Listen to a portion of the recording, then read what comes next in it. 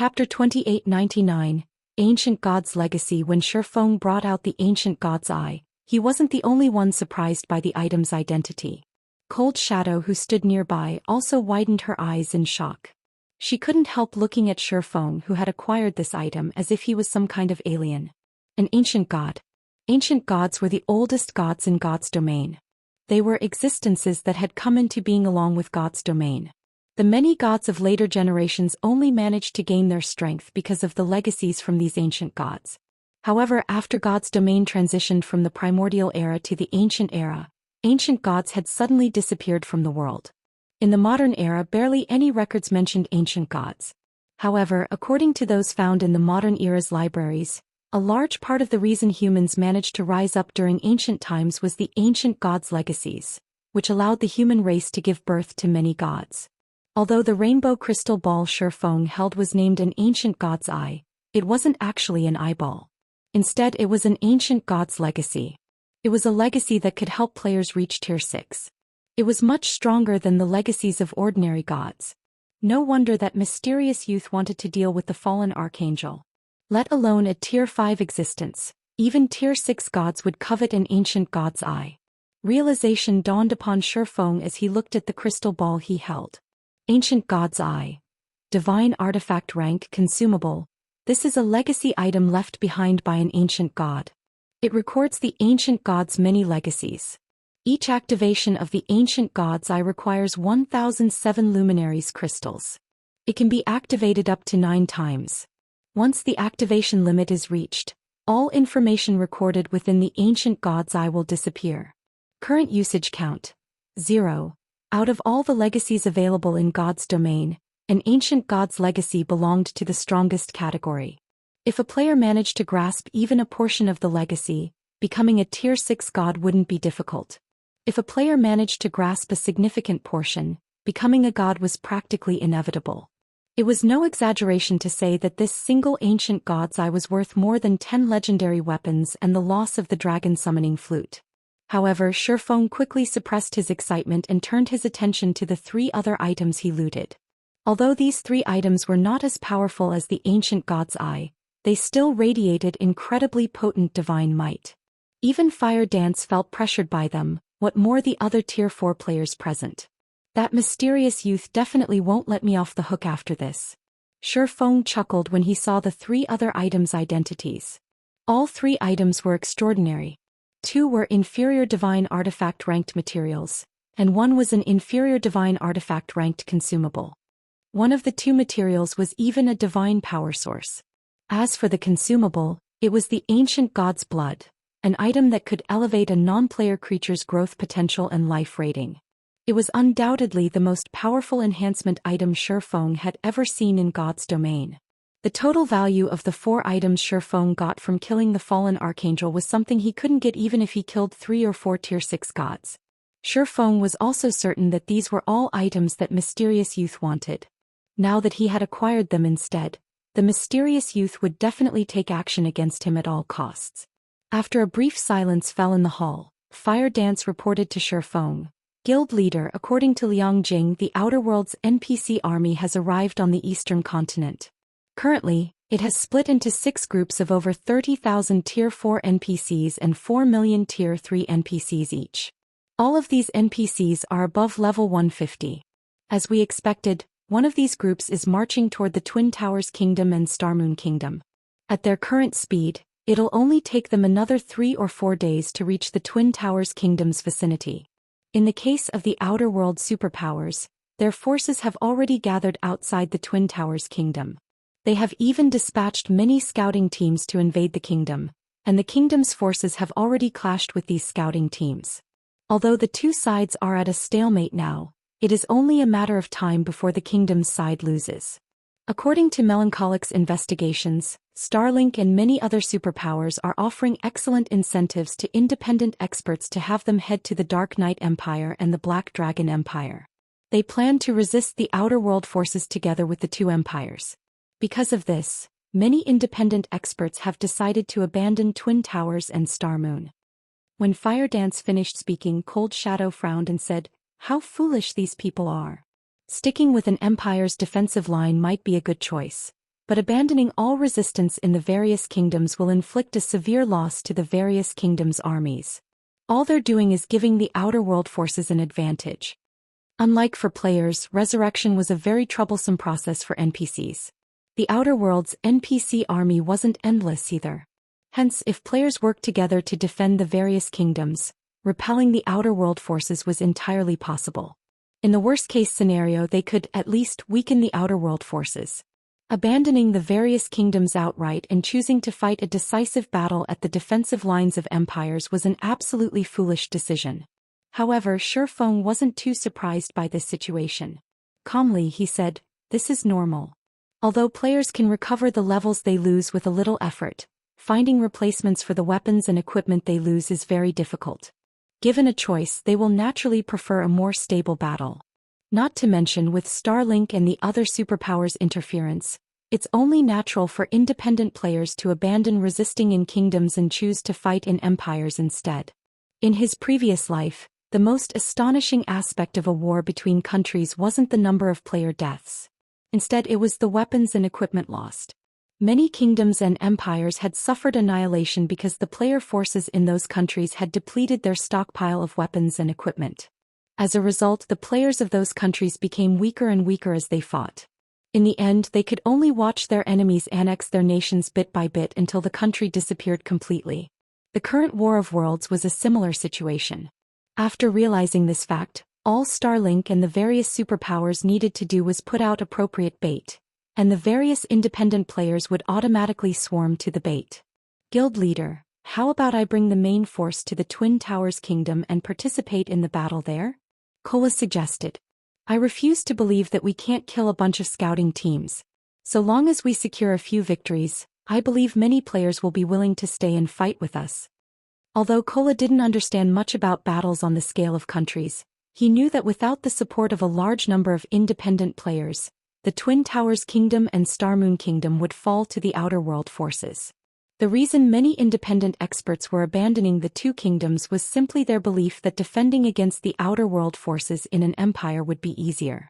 Meanwhile, all Zero Wing needed to do was suppress and repel the outer world players plaguing the Twin Towers Kingdom.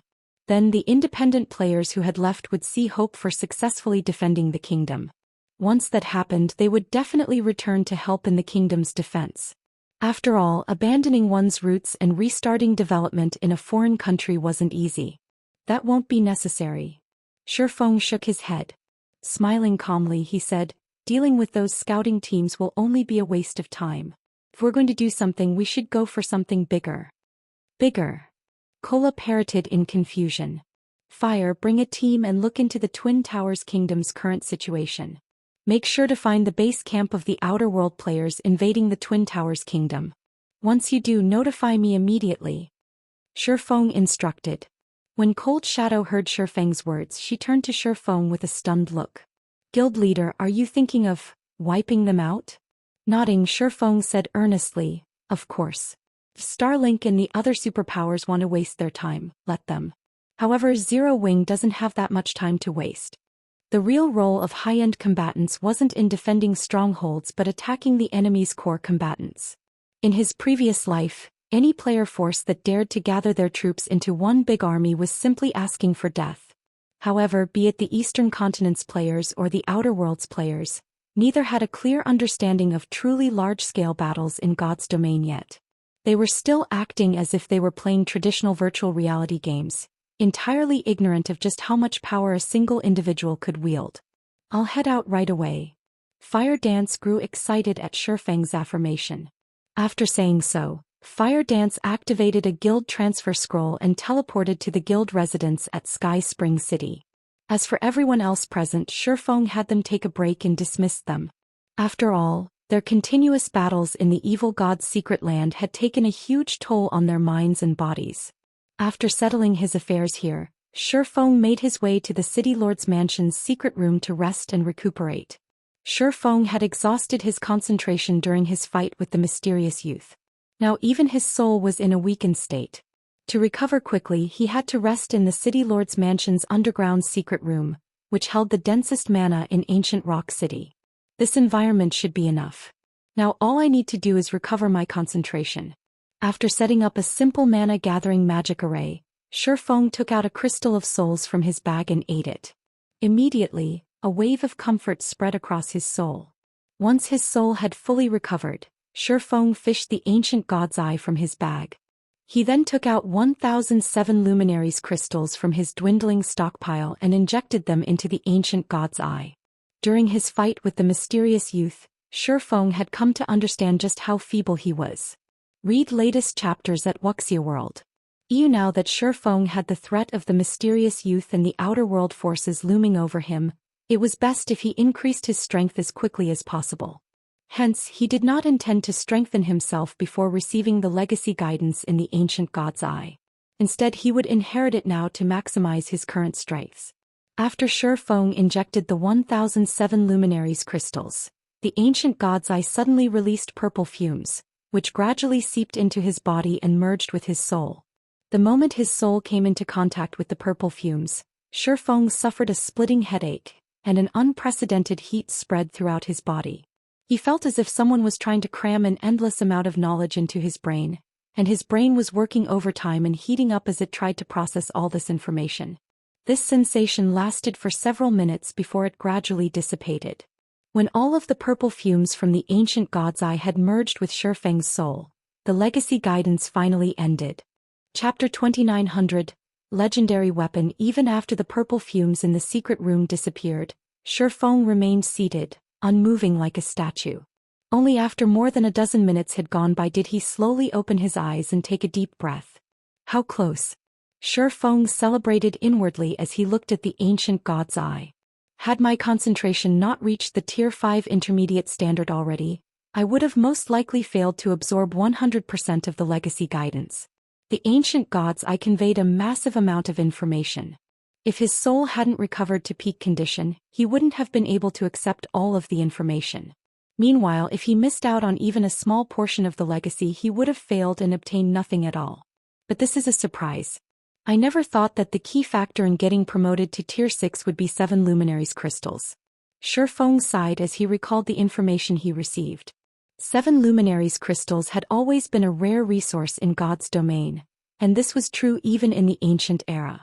Although Shifeng had long since known that all organizations with Tier 6 God-ranked experts would frenziedly collect 7 luminaries crystals, he had thought that they had done so mainly to exchange for the Green God Company's products and construct their personal virtual space in God's domain.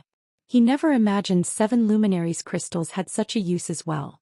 Now, Shifeng slightly regretted selling his 7 luminaries crystals. According to the ancient god's legacy, apart from having Tier 6 concentration and an excellent grasp of the world's laws, players seeking to get promoted to Tier 6 also needed an enormous amount of 7 luminaries crystals to construct a divine body. Each attempt at creating a divine body required at least 50,000 7 luminaries crystals. Moreover, this was only for the most common divine body. According to the ancient god's legacy, divine bodies had 2 categories: ordinary divine bodies and superior divine bodies. Ordinary divine bodies were the most common in God's domain. Over 99% of gods and God-ranked players had an ordinary divine body.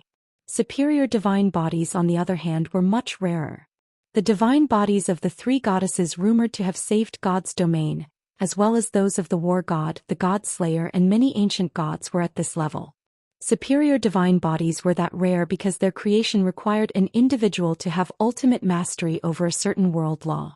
This was also why individuals titled saints possessed the strength to contend against gods.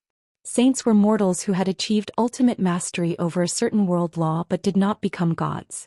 In addition to this requirement, constructing a superior divine body cost 100,000 7 luminaries crystals. And worse, players would lose all of the invested crystals if they failed even once. In contrast, the construction of an ordinary divine body occurred in stages. Even if players failed, they would lose only the crystals they invested in that particular stage. This gradual method also allowed them to know where they went wrong. However, that wasn't the case for the construction of a superior divine body, which was an all-or-nothing attempt. Players were required to spend all 100,000 7 luminaries crystals in one fell swoop to construct their divine bodies. If they succeeded, then good.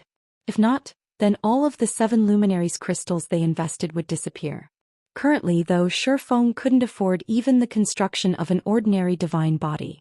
For current player forces, 7 luminaries crystals are merely a commodity for the construction of personal virtual spaces or the acquisition of resources from the Green God Company. It shouldn't be difficult to obtain a large amount right now. Shifeng fell into deep thought as he recalled the information from the ancient god's legacy. Constructing an ordinary divine body shouldn't be a tough challenge, but a superior divine body is still far out of my reach. Achieving ultimate mastery in one world law is already extremely difficult. Not to mention I also need to create the divine body itself. From the information he inherited, Shifeng already knew what a world law was. The so-called world law was basically a type of advanced usage over the various mana elements. An example would be the Heavenly Blue Saint's mana technique Holy Annihilation. However, only after one could manipulate the various elements of mana at an advanced standard would one master a world law. Simply being able to execute Holy Annihilation didn't cut it.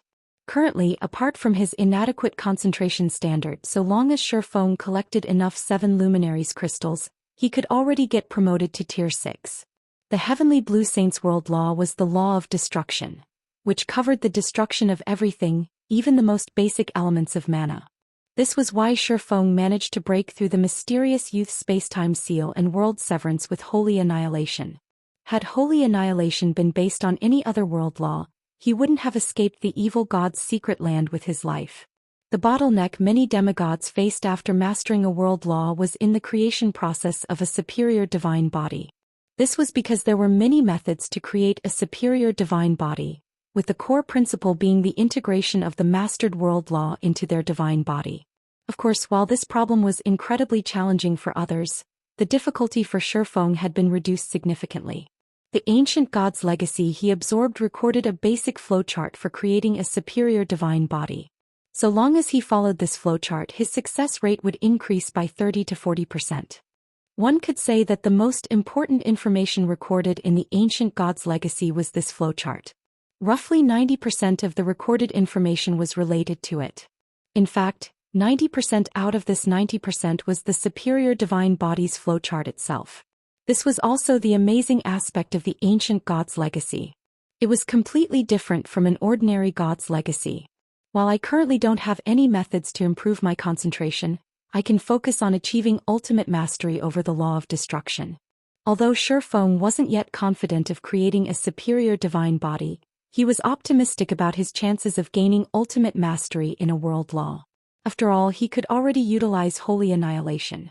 So long as he perfected his use of the technique, he should reach ultimate mastery in the law of destruction. Moreover, his world authority had already reached level 1. He would have a much easier time perfecting the Holy Annihilation technique than other players. After Shifeng finished processing the information from the ancient god's eye, he took out the divine power source he had obtained. Shifeng grew a little hesitant as he looked at this divine power source. According to the ancient god's legacy, divine power sources were birthed by the world and carried the world's power. They were incredibly useful in helping one understand world laws. In other words, by merging the divine power source with his body using a special technique, he could elevate his world authority. This would, in turn, allow him to understand world laws more easily. The ancient god's legacy also recorded this integration technique. Now that war is imminent, I should prioritize increasing my strength above all else. Gritting his teeth, Shifeng had the light of 2 worlds absorb the divine power source. Shifeng still wasn't fully confident of defending the Twin Towers Kingdom and Starmoon Kingdom against the Outer World forces. After all, his enemies weren't limited to just the Outer World's players. He also had to face the Outer World's NPCs. While the Outer World NPCs might not have tier 6 gods in their ranks, they were bound to have quite a few tier 5 NPCs. And in the case of tier 5 NPCs, so long as their status in society was sufficiently high, acquiring a legendary weapon or equipment wouldn't be difficult. Take the Branch Temple Lord of Starmoon Kingdom's War God's Temple for example. Despite being a tier 4, he owned 2 legendary items. Meanwhile, the difference between having and not having a legendary weapon or equipment was massive for tier 5 NPCs. Once the light of 2 worlds perfectly absorbed the icy cold tree branch Shifeng held, it released a dazzling golden glow. The divine runes on the weapon's blade also lit up gradually. After several minutes, The divine runes on the sword's blade and hilt connected and became one. Boom. The next moment, the light of two worlds released a pulse of energy that made Shifeng stumble. The magic barrier enveloping the secret room also shuddered violently and nearly crumbled. As expected of one of the 10 great legendary weapons. Strong. Shifeng was stunned when he read the Light of Two Worlds' details displayed before him. Light of Two Worlds. One-handed sword, legendary rank, equipment requirement. Strength 20,000, Tier 3 attack power 450% of strength. Attack speed 4% of agility. All attributes increases according to the user's level. When equipped, attacks gain the mana annihilation effect, causing a spatial collapse in an area of 4 by 100 yards. Attacks have a 50% chance to deal 300% damage. Attacks have a 20% chance to deal 500% damage. Attacks deal 300% damage to targets under Tier 6. Attacks carry the mana destabilization effect. Strength increased by 240%. Agility increased by 210%. Intelligence increased by 180%. Endurance increased by 60%. Attack speed increased by 200%. Ignore levels plus 100. All sword type skills plus 2 level, up to Tier 6 peak. Power of all attacks increased by 2 ranks, up to Tier 6 peak. Effective mana increased by 150%. Additional passive skill world power. Increases the user's life rating. Additional active skill 1 spatial slash. Tier 6 4/6 attacks. Increases strength by 1,500%. Power by 2 ranks, up to Tier 6 peak rank at maximum. And attack range to 5,000 yards. Cooldown. 30 seconds additional active skill 2 golden soul. Tier 6 upgrades the user's soul by 1 rank and world authority by 1 level, up to level 3. And reduces concentration consumption by 90%. Duration. 2 minutes cooldown. 1 hour additional active skill 3 world breaker. Tier 6 consumes 10% of the user's concentration and mana to enhance the Light of Two Worlds, granting the weapon the power to break worlds for 1 attack. Forcibly increases the power of attack by 1 tier, up to Tier 6 peak rank at maximum. Cooldown. 30 minutes created by the ancient god of light. The Light of Two Worlds possesses the power to cut all things. Looking at the basic attributes the Light of Two Worlds provided, Shifeng finally understood why people wielding legendary weapons could transcend tiers. A Tier 3 player wielding this thing could probably beat up Tier 4 players.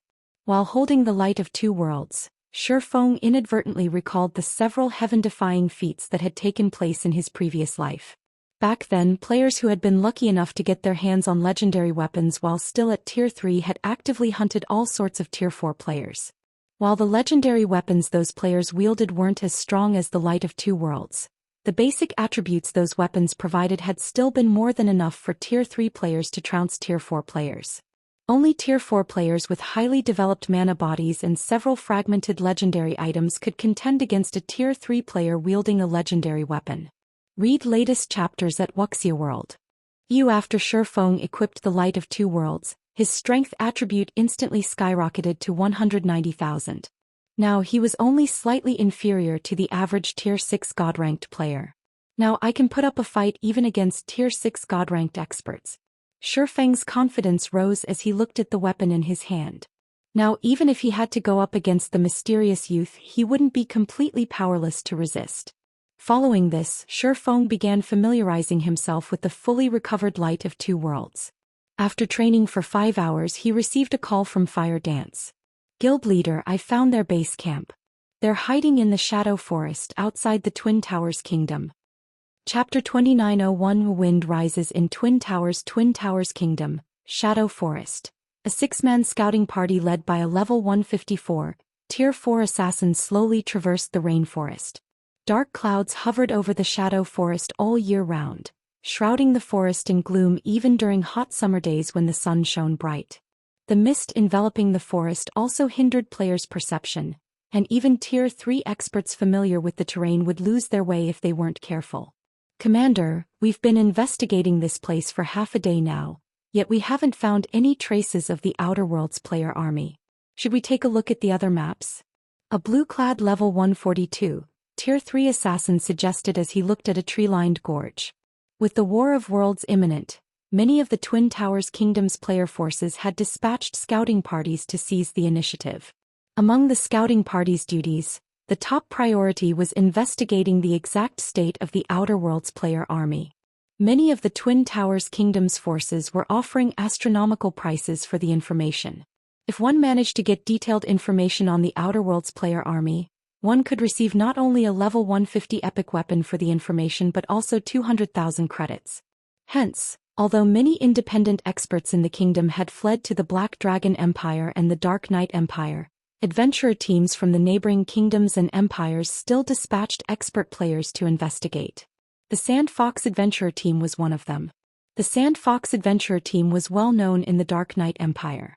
Although Sand Fox's overall combat power was nothing noteworthy in the Dark Knight Empire, its scouting ability ranked among the top 10 of the Empire's adventurer teams. After the blue-clad assassin finished speaking, a level 136 assassin youth in the party suddenly jumped off the tree branch he stood on, and stopped moving. He then quietly observed the empty woodland in the distance. The assassin youth's actions alerted the rest of the party, and they promptly halted their advance, not daring to move even a muscle. "Blade, is something wrong with that place?" The Tier 4 assassin Sky Fox asked quietly as he looked at the assassin youth. The other players in the party also looked at the assassin youth curiously. The assassin youth, Blade Heart, had started playing God's Domain only recently, and his level was the lowest in the party. However, he possessed incredible technique and intuition. Often he would notice things that even their commander Sky Fox had failed to notice.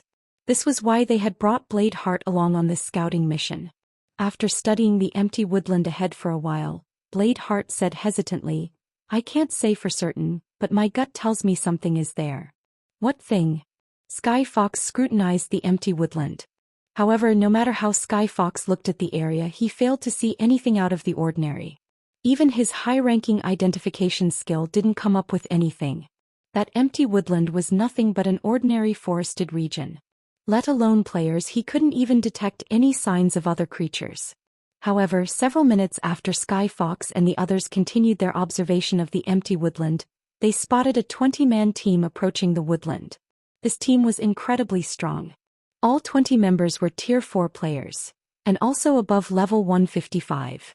The most inferior piece of equipment they wore was level 150 dark gold equipment, and the team leader even had 5 pieces of epic equipment.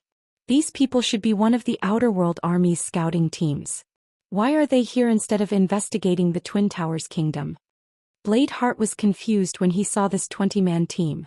The Outer Worlds player army had dispatched a lot of experts to harass and investigate the Twin Towers Kingdom. Many of the expert teams sent were led by Tier 4 experts. The 20-man team they were seeing now was definitely one of the Outer World Army's elite forces. The other players in the party also grew confused and curious about this situation. Logically, a team of such caliber should have been dispatched to investigate the Twin Towers Kingdom's inner regions and even cause a huge commotion in the kingdom. After all, the average player force couldn't contend against such combat power. Only first-rate guilds could possibly take on such a team. While Sky Fox and the others were wondering why this team was in this deserted location, the 20-man team suddenly stopped in the empty woodland. However, none of them got off their mounts. Instead, they simply stood there as if waiting for something. Roughly 10 seconds later, the space of the empty woodland became blurry, and a tear in the space opened up. A magic barrier? Almost all players in God's Domain knew of magic barriers. However, the scene that just took place still stunned Sky Fox and his team. None of them had known that magic barriers could be used in such a manner. Through the gap in the barrier, Sand Fox's members saw an ocean of players. From a rough glance, they could estimate that the barrier hid at least several 100,000 players. Moreover, they spotted many Tier 4 experts among those players. Why are there so many Tier 4 players? It's over. Twin Towers is finished. We won't have enough to defend against so many Tier 4 experts, even if we gather the players from the Black Dragon Empire and Dark Knight Empire. The information those superpowers obtained are completely wrong. The Eastern continent is going to lose at this rate. Blade Heart and the others paled and despaired when they saw the player army in the barrier. Although God's Domain had given birth to many Tier 4 players already, they were still incredibly rare. At this stage of the game, A kingdom was considered top tier if it had at least 300 tier 4 players operating within its borders. Even the strongest empire didn't have more than 1,500 tier 4 players operating within it. While these numbers might seem large, the player populations of kingdoms and empires were calculated in the hundreds of millions. There wasn't even one tier 4 expert for every 100,000 players. Yet from what they could see, the Outer Worlds player army before them had over 5,000 tier 4 players. It was capable of destroying even the Black Dragon Empire and Dark Knight Empire, let alone the Twin Towers Kingdom. "Commander, what should we do now?" Bladeheart asked nervously. With so many tier 4 experts on the Outer Worlds side, the Black Dragon Empire and Dark Knight Empire will definitely fall. Revealing a bitter smile, Sky Fox said, "What can we do? Our only option now is to notify the Black Dragon Empires and Dark Knight Empire's superpowers and have them gather the neighboring kingdoms and empires' tier 4 experts. Otherwise, all of us will have to leave the Eastern continent." "But will those superpowers listen to us?" Bladeheart asked worriedly. "Those superpowers are all focused on dealing with Zero Wing now, and they're hoping to see Twin Towers and Starmoon fall. Would they be willing to gather their forces to help defend the Twin Towers Kingdom?" "That's none of our concern." Helplessly, Sky Fox said, "Our job now is to spread this information and hope for the best." Truthfully, Sky Fox had already lost hope for the Twin Towers Kingdom. Nevertheless, he still felt that they needed to try defending against the Outer Worlds player army for as long as possible. That way, the Eastern Continent's native Tier 3 players would have more time to get promoted to Tier 4. However, when Sky Fox and his team were about to leave, a loud hum came from the distant sky. When the party sought the noise's origin, what entered their eyes was a crimson behemoth heading in their direction. Zero Wing. Why are they here? Could they have discovered the Outer Worlds player army already? Sky Fox and the others grew confused as they watched the Crimson Dragon flying ship approach. Nowadays, the Crimson Dragon flying ships were synonymous with Zero Wing. Almost no player in God's domain was ignorant of their existence. Now that one of these flying ships had appeared in this deserted location, the only explanation for it was that Zero Wing had discovered the Outer Worlds player army. In no time at all, the Crimson Dragon flying ship arrived and stopped above the empty woodland. Obviously, Zero Wing already knew about the hidden magic barrier. Is Zero Wing planning to attack the Outer World players? Bladeheart wondered as he looked at the flying ship. That's most likely the case, but Zero Wing probably doesn't know how many Tier 4 experts are hidden inside the barrier. It'll definitely suffer a loss afterward, Sky Fox said worriedly when he saw Shurfeng walking to the flying ship's bow. The battle at Ancient Rock City had boosted Black Flame's fame. He was publicly recognized as God's domain's strongest player. However, even a Tier 5 Sword Saint stood no chance against a force of more than 5,000 Tier 4 players. After all, a Tier 5 player would still lose a lot of HP if they got hit by a Tier 4 player's attack. Not to mention these Tier 4 players came to wage war. They most definitely had combination skills and battle arrays prepared. As soon as Sky Fox finished speaking, the magic barrier enveloping the empty woodland suddenly revealed itself. At this time, the Tier 4 magical class players inside the barrier had split into groups of 100 and were casting all sorts of large-scale spells, including Tier 4 defensive spells and offensive spells. These large-scale spells numbering more than a dozen were not the slightest bit weaker than the average Tier 5 defensive spell and offensive spell. A summoning array maintained by 600 players could also be seen in the center of the magic barrier. The summoning array was incredibly complex, making it impossible for outsiders to tell its rank. After these 600 players finished their incantation, the phantom of a 9-headed snake emerged from the ground. Tier 5. That's definitely a Tier 5 legendary monster. Although Sky Fox and his team didn't know what kind of monster the Outer World players had summoned, they could tell that it wasn't just a Tier 4 monster based on its aura. Aside from the rumored Tier 5 legendary monsters, they couldn't think of any other possibility. Facing such a monster, let alone one Tier 5 Sword Saint, even 2 or 3 Tier 5 players working together would fall. Upon seeing this monster, Sky Fox and the others couldn't help revealing looks of bitterness and despair. Read latest chapters at Wuxia World.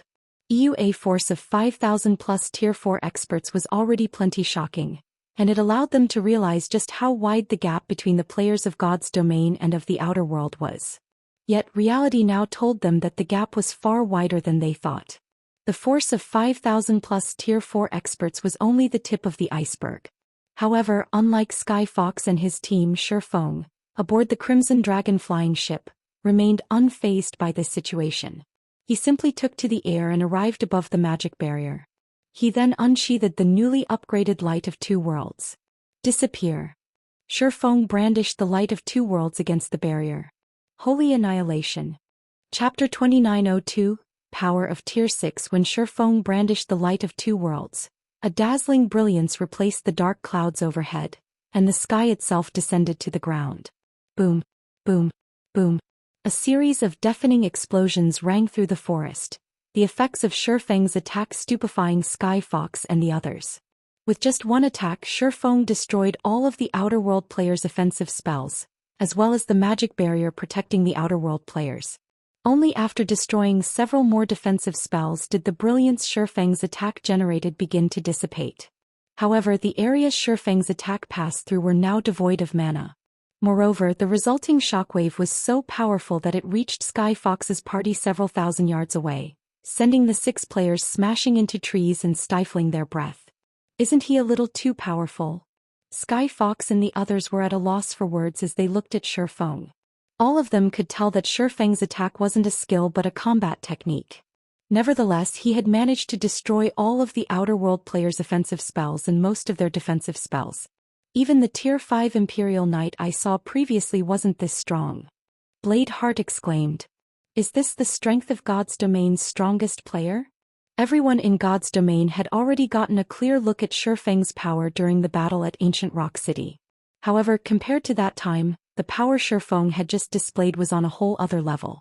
The Tier 4 combination defensive spells the Outer World players used rivaled Tier 5 defensive spells in power.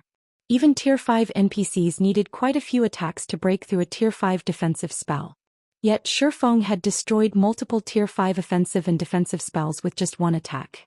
Such power was beyond even Tier 5 NPCs. Shifeng was practically a god who had descended to the mortal world. Black flame, is it? Fighting spirit ignited in Bladeheart's eyes as he looked at Shifeng. I'm going to become as strong as him one day. At this time, Sky Fox's party wasn't the only one shocked by Shifeng's display of power. The millions of Outer World players were similarly thunderstruck. What? Why does this world have such a powerful player? He must be a demigod NPC in disguise. Even a Tier 5 player can't destroy so many large-scale defensive spells. Unlike God's Domain's players, the Outer Worlds players had a considerable understanding of Tier 5 existences. This was because there were already some Outer World players who had attempted to get promoted to Tier 5. Many superpowers had also clashed against Tier 5 legendary monsters before, with some even succeeding in slaying one. As far as the Outer World players knew, Tier 5 players could only hold their ground against legendary monsters. They couldn't solo one. Even experts at the Tier 5 peak standard couldn't. With so many Tier 4 players working together, they could heavily injure even a Tier 5 legendary monster, let alone a Tier 5 player. Hence, what just happened was simply unbelievable. However, unlike most of the Outer World players, the superpower executives in charge of the army reacted much more calmly to this situation. As expected of our primary target this time, I can see why 100 Ghosts is so afraid of him that they did not send anyone over this time, the 4-meter-tall man serving as the army's general said in commendation as he observed Shifeng's hovering figure. No sooner had the giant man finished speaking than the female elf standing beside him said nonchalantly, "He might be strong, but he's facing the Weeping God army now. He still isn't qualified to fight us alone." Nobody present rebutted the female elf's words. Some of them even revealed excited expressions. 9-player armies had crossed the world passage this time, every one of them established by the various superpowers. The Weeping God army was one of these 9 armies, and heading it was Land of Gods, one of their God's Domain's 7 great guilds, with the support of 4 other superpowers. And out of the 9-player armies, the Weeping God army ranked 3rd in strength. The reason behind the Weeping God army's name was its successful slaying of an ancient demigod, an existence far stronger than even Tier 5 legendary monsters. This brilliant achievement was also why the Weeping God army had accepted the task of taking down Zero Wings supporting kingdoms. Alright. Although it is a little early, we'll summon the nine-headed world snake, the general said. He then turned to the female elf surrounded by dense bloodlust and said, Wind, join the fight with your group as well. Let this world's natives know our power. Land of Gods had brought out their precious nine-snake summoning array to let all of God's domain's forces know of its power. This summoning array was also the main reason the Weeping God army had managed to slay an ancient demigod. However, one had to pay a colossal price for each use of the summoning array, and it could be used only 4 times. Moreover, controlling the nine-headed world snake summon was incredibly challenging. The task required 9 players with excellent control over mana and 1 player with remarkable control over their physical body, in other words, an existence at the beyond domain realm. Anyone weaker than that would have difficulty controlling the world snake's gigantic body. The female elf named Nightmarish Wind nodded and led 9 Tier 4 experts with incredibly powerful mana domains to the summoning array. All 10 of them then jumped into the illusory 9-headed snake's body. Immediately, the illusory 9-headed snake grew more tangible. Its size also increased. In just 3 seconds, the 9-headed snake's body, which originally measured around 100 meters in length, had grown to 1,000 meters. Each of its 9 heads had also enlarged to the size of mountains. Moreover, each of these heads now held mastery over a particular magical element, and they could independently cast spells of their respective element. Black Flame. I heard you're this world's strongest player. Nightmarish Wind, who was hidden inside the world snake's translucent body, sneered when she saw Shifeng still standing his ground. Unfortunately, you're not going to leave this place alive today. After saying so, Nightmarish Wind had the world snake fly toward Shifeng. The power its body exuded was so strong that the space in its path shattered. Simultaneously, the world snake's 9 heads cast 9 different Tier 5 spells and launched them at Shifeng. This scene made Skyfox and his team shudder in fear. The current 9-headed world snake radiated a much more powerful aura than before, so much so that it felt like a completely different creature. Even the Tier 5 NPCs they had come across previously couldn't compare to this monster. Meanwhile, in front of the world snake, Shifeng looked like an ant, as if the world snake could wipe him out of existence with a single swipe of its tail. The simultaneous bombardment of 9 Tier 5 spells was something even several Tier 5 NPCs working together would fail to stop. However, even after seeing the world snake's attack, Shifeng remained unfazed. He simply raised the Light of 2 Worlds once more and swung it at the world snake. World Breaker. Boom. For an instant, everyone on the battlefield felt the world around them disappear. Apart from an empty space filled with light, they could neither see nor feel anything around them. Everyone gradually recovered their senses, and once they did, they couldn't help gaping in shock, their minds going blank. Gone. The 9-headed world snake is gone. Moreover, the 9-headed world snake wasn't the only thing that disappeared. A significant part of the vast forest had also disappeared, and in its place was a crater over 4,000 yards in diameter, with the endless void in its depths. From the sky, it would seem as if something had just taken a bite out of the shadow forest. This sight rendered every surviving member of the Weeping God army speechless. Even the army's general couldn't bring himself to say anything for a long time. After all, Shifeng's strike didn't kill just the 9-headed world snake but also over a quarter of the Weeping God army. After falling into a daze for over a dozen seconds, the Outer World army's general inhaled deeply and yelled with all his might, "Run! Everyone run immediately! He's no longer human!" This shout snapped the Weeping God army's surviving members out of their daze, and they began scattering and fleeing frantically. As for the general himself, he took out a Tier 4 instantaneous movement scroll and teleported out of the area immediately. He had no intention of lingering for even a moment longer. Meanwhile, when Shifeng looked at the vast abyss in the middle of the forest, he couldn't help sighing ruefully. No wonder Tier 6 players rarely fought on the main continent. If 2 Tier 6 players clashed, they could probably erase an entire empire from the continent. World Breaker wasn't an AE skill. Even so, it had still wreaked such damage on the Shadow Forest's terrain. This was something Shifeng never expected. Read latest chapters at Wuxia World. After dealing a devastating blow to the Outer World army, Shifeng showed no interest in hunting down the fleeing players. That would simply be too tedious. Moreover, his attack had killed at least 70% of the Outer World army's Tier 4 players, allowing him to level up to level 174. It was easy to surmise just how many Tier 4 and Tier 3 players he had killed. Meanwhile, players killed by a Tier 6 attack wouldn't be able to log into the game for some time. Even if a Tier 6 attack didn't specifically target the soul, it would still cause significant damage to souls. Hence, players killed by Tier 6 attacks would get barred from the game for some time, and their souls would fall into a weakened state for 5 or 6 days afterward. Shifeng flew back to the Crimson Dragon flying ship and returned to Sky Spring City, leaving behind the fleeing Outer World army and the stupefied members of Sky Fox's party in the Shadow Forest. "Commander, what should we do? What else can we do? Hurry up and spread this information. We'll most likely need to rely on Zero Wing for this War of Worlds." Chapter 2903, Fame Shakes God's Domain. Dark Knight Empire, Winter Night Border Fortress. With the opening of the Second War of Worlds, the Outer Worlds NPC army had appeared at the borders of many of the Eastern Continent's kingdoms and empires. Although no full-blown battles had taken place yet, many skirmishes had occurred already. Guild leader Lu, "I'm afraid things will be troublesome this time. The Outer Worlds NPC army is much larger than we anticipated. Although the Outer World player army we have to deal with is much smaller than those at the other empires, we'll still face a tough fight, even if we work together with the Empire's army," Hidden Cloud, the 5th-floor master of the Super Guild 9 Heavens Pavilion, said with a frown as he read the latest report on the Outer Worlds NPC army.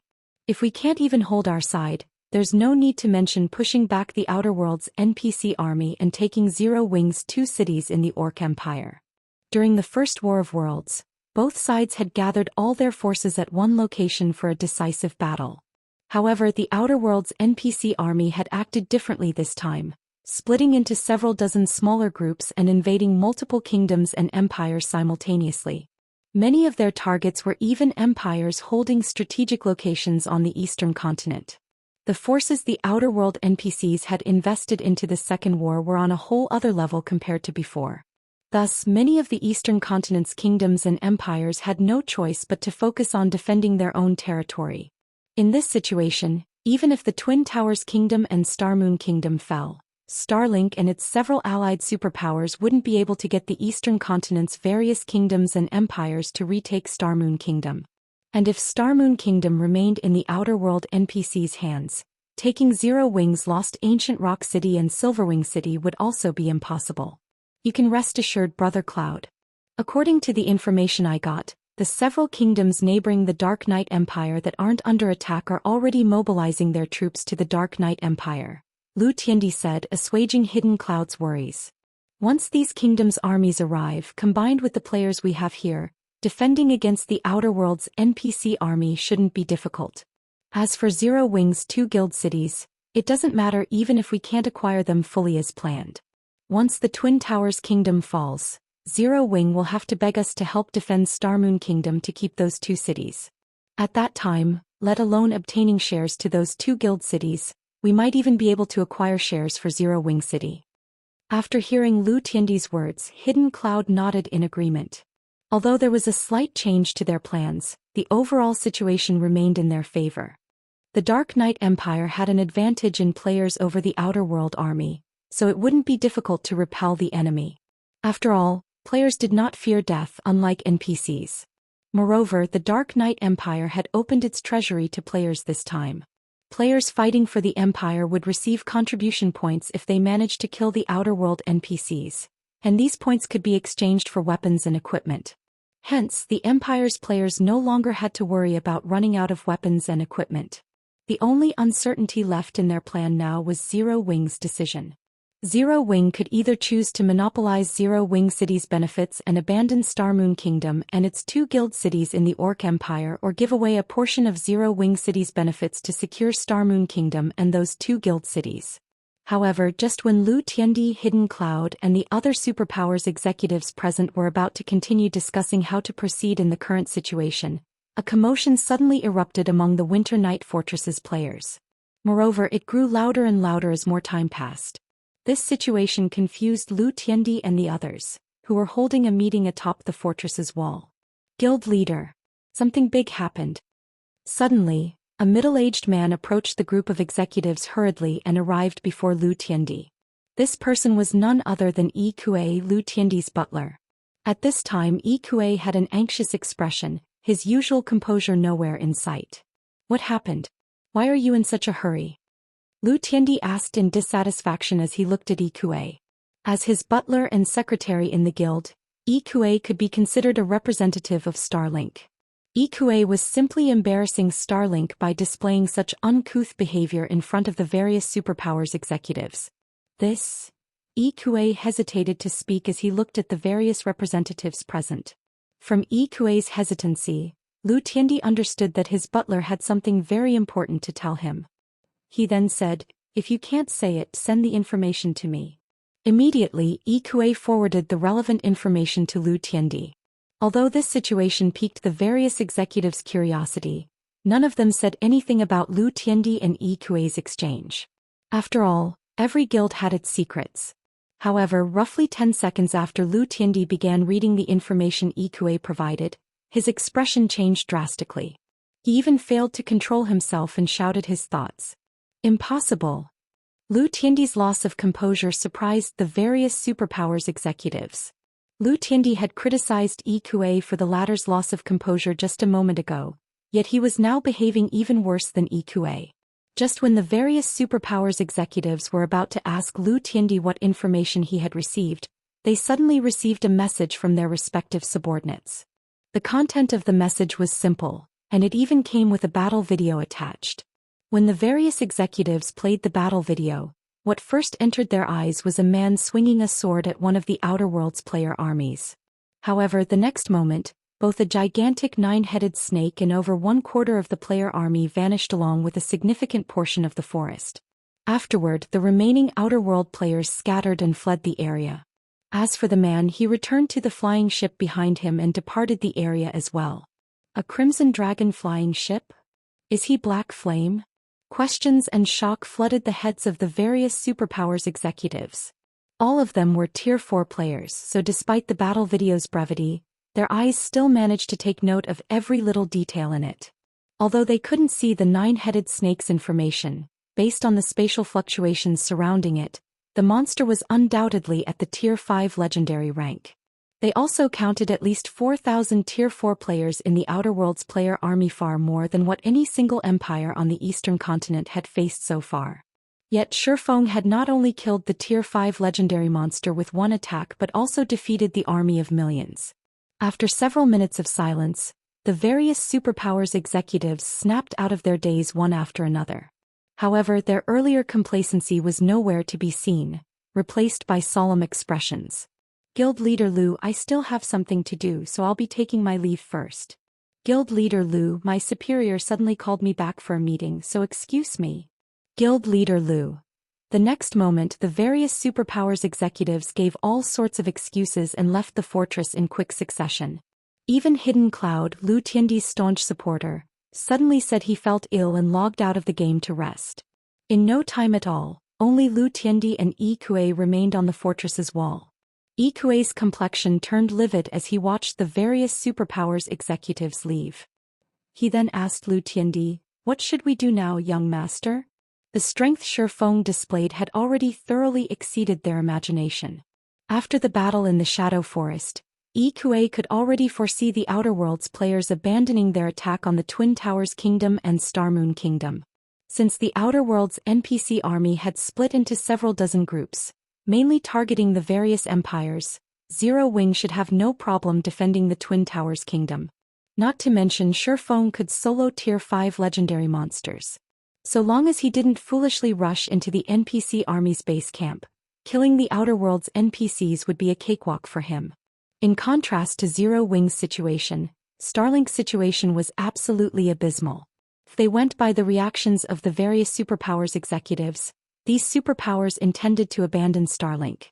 We haven't lost yet, Lu Tiandi said as he sent a cold glare at Ikue. Black Flame is the core of everything. So long as we deal with Black Flame, everything else will be simple. But Black Flame's strength is extraordinary. The Grandmasters the various corporations sent last time are still lying in the hospital, Ikue said. Ikue had received a fright when he heard this news back then. That was a force of 14 half-step Grandmaster and Grandmaster level experts. Yet these experts had actually lost. Moreover, according to them, Shifeng had defeated them all by himself. The strength he wielded was simply unbelievable. Moreover, the grandmasters in the group even judged that Shifeng was most likely a mental strength master already. A mental strength master was an existence Starlink couldn't afford to offend no matter what. Read latest chapters at Wuxia World. At best he has just become a mental strength master. He is still far from a match for my teacher, Lu Tiandi said coldly. I don't know what happened, but my teacher suddenly became interested in God's domain recently and now wants to gain control over a powerful force in God's domain. He even told me to figure out a way to do so. My original plan was to annex Zero Wing for myself, but seeing as that's not possible now, I can give it to my teacher instead. With Zero Wing's current influence and resources, there's no way my teacher won't be interested. Moreover, Black Flame even got my senior brother kicked out of the upper zone. Given my teacher's personality, he will deal with Black Flame, even if Black Flame is now a mental strength master. Lu Tiandi no longer held any hope of annexing Zero Wing's resources. Nevertheless, he couldn't let Shifeng off the hook so easily. After Lu Tiandi finished speaking, he assigned some tasks to Ikue and logged off to contact his teacher. In the meantime, the various powers of God's domain had also received news of Shifeng defeating one of the Outer Worlds player armies. The superpowers were shaken for a time and their fear of Zero Wing skyrocketed. Some superpowers even began planning to convey good intentions to Zero Wing. However, Shifeng wasn't present in God's domain to receive any of these good intentions, as he had promptly logged out of the game after returning to Sky Spring City. This was because today was the day he would receive his large mansion. Chapter 2904. Changing Times. Yuantian City's Upper Zone, Base Layer, Upper Class Mansion District. Brother Shi, I really have to congratulate you this time. This large mansion is the last one available in the base layer. You probably can't get another one in Yuantian City's upper zone even if you want to in the future, Han Yifeng said when he saw Shifeng registering himself as the owner of the mansion in front of him.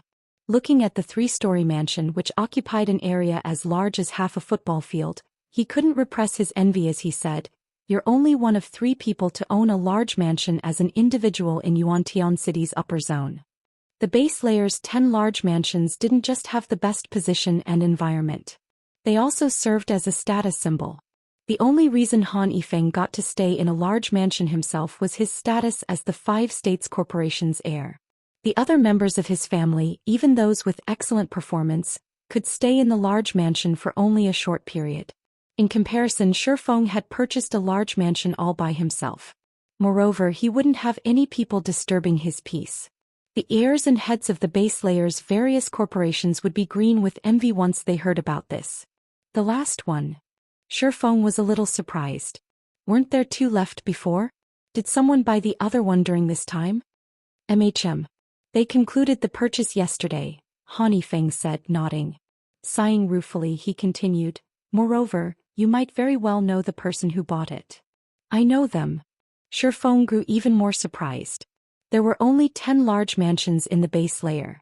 Even a powerful organization like the Boulder Corporation didn't have the ability to purchase one.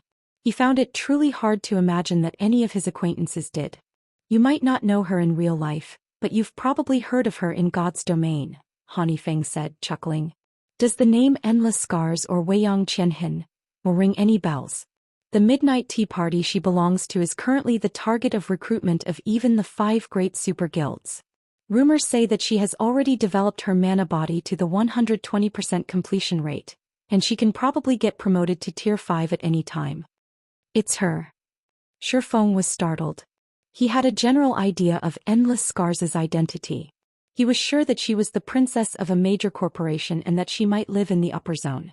However, he never thought that Endless Scars would hold such great strength in the upper zone that she could afford a large mansion. "It seems you do know her." Looking at Shifeng's surprised expression, Han Yifeng smiled and said, "She's quite something. You can even say that she's astounding. She managed to buy that mansion this time not because of her family but because her senior brother gifted it to her." Gifted? Shifeng was flabbergasted.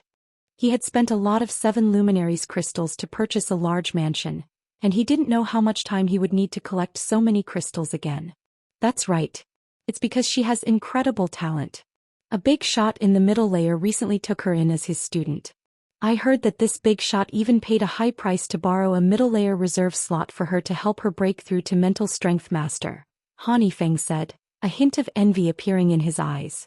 I have to admit that her talent is truly astonishing. She's been labeled the best talent Yuantian City's upper zone has seen in the past 100 years. Once she reaches the middle layer, she'll probably take only a few months to become a mental strength master. And with her talent, beauty, and a middle-layer big shot supporting her, she naturally became the target of pursuit of many of the upper zone's youths. One of them is Qin Bai, her senior brother. Qin Bai is also an extraordinary talent. He successfully broke through and became a mental strength master 2 years ago, the youngest mental strength master in Yuantian City's upper zone in the past 20 years. Because Weiyang Qianhen arrived at Yuantian City's upper zone only recently, Qin Bai bought a large mansion as a temporary residence for her to adapt to the lifestyle here. Having spoken up to this point, Han Yifeng, who was normally indifferent to his surroundings, betrayed some yearning for the woman named Weiyang Qianhen. After all, mental strength masters were incredibly rare, and a beautiful mental strength master was rarer. However, before Han Yifeng could fantasize for long, Shifeng interrupted him, asking, "Young Master Han, do I need to go through any procedures to let other people live in this mansion long-term?" Feng Shihan had transferred 10 upper zone reserve slots, and he had already assigned them to Fire Dance and the others. The ordinary housing unit he had couldn't accommodate them all. Meanwhile, one would enjoy vastly different treatment depending on whether one had housing or not. A housing status didn't just signify that one had lodging. It also determined the exercise equipment and food one could gain access to, among other things. Those without housing could only enjoy the most common training facilities and food. If one wished to eat better food or rent the upper zone's high-tech training facilities, one needed to have housing status. There are some, Han Yifeng said, nodding. All you need to do is register their identities at the Green God Tower. If you're not familiar with anyone there, you can come with me. It so happens that I also need to register someone to my mansion. At this point, Han Yifeng no longer dared underestimate Shifeng. In fact, he had even begun placing great importance on Shifeng. Shifeng's defeating multiple Henglian grandmasters all by himself aside, just the position and resources Zero Wing currently held in God's domain already made the guild worthy of befriending for the upper zone's various organizations. After all, 7 luminaries crystals couldn't be acquired easily in God's domain. "I'll have to trouble you then, young Master Han," Shifeng said. Although Shifeng understood Han Yifeng's motives, he didn't reject the other party's goodwill. His partnership with Han Yifeng might be a long-term one, as he was severely lacking in resources and trade points. Meanwhile, the 5 States Corporation possessed great influence in Yuantian City's upper zone. There should be a lot of things they could partner on in the future. Following this, Han Yifeng gave Shifeng a rundown on the basics of the large mansion. Then the two made their way to the Green God Tower. The Green God Tower's lobby was as crowded as ever. Members of corporations and internal members of the Green God Company were lined up, waiting to exchange for various potions. These people easily numbered over 1,000, and more were still joining the line. The situation at the housing registration counter wasn't the slightest bit inferior either. When Shifeng and Han Yifeng entered the exchange center, a young and beautiful girl wearing a short-sleeved t-shirt and denim shorts noticed them. She immediately strode over with her long legs and approached them in a sprightly manner. Upon seeing the approaching girl, Han Yifeng turned to Shifeng and said, "This is my younger cousin Han Rongrong. The family recently decided to have her live in the mansion because of her talent." When Shifeng saw the lively girl in front of him, he was somewhat surprised. Firstly, it was because of Han Rongrong's talent. From what he could tell, the girl was only around 16 or 17 years old, yet she had already reached the half-step Henglian Grandmaster standard. Secondly, it was because Han Rongrong's appearance resembled the famous Chaos Witch of his previous life.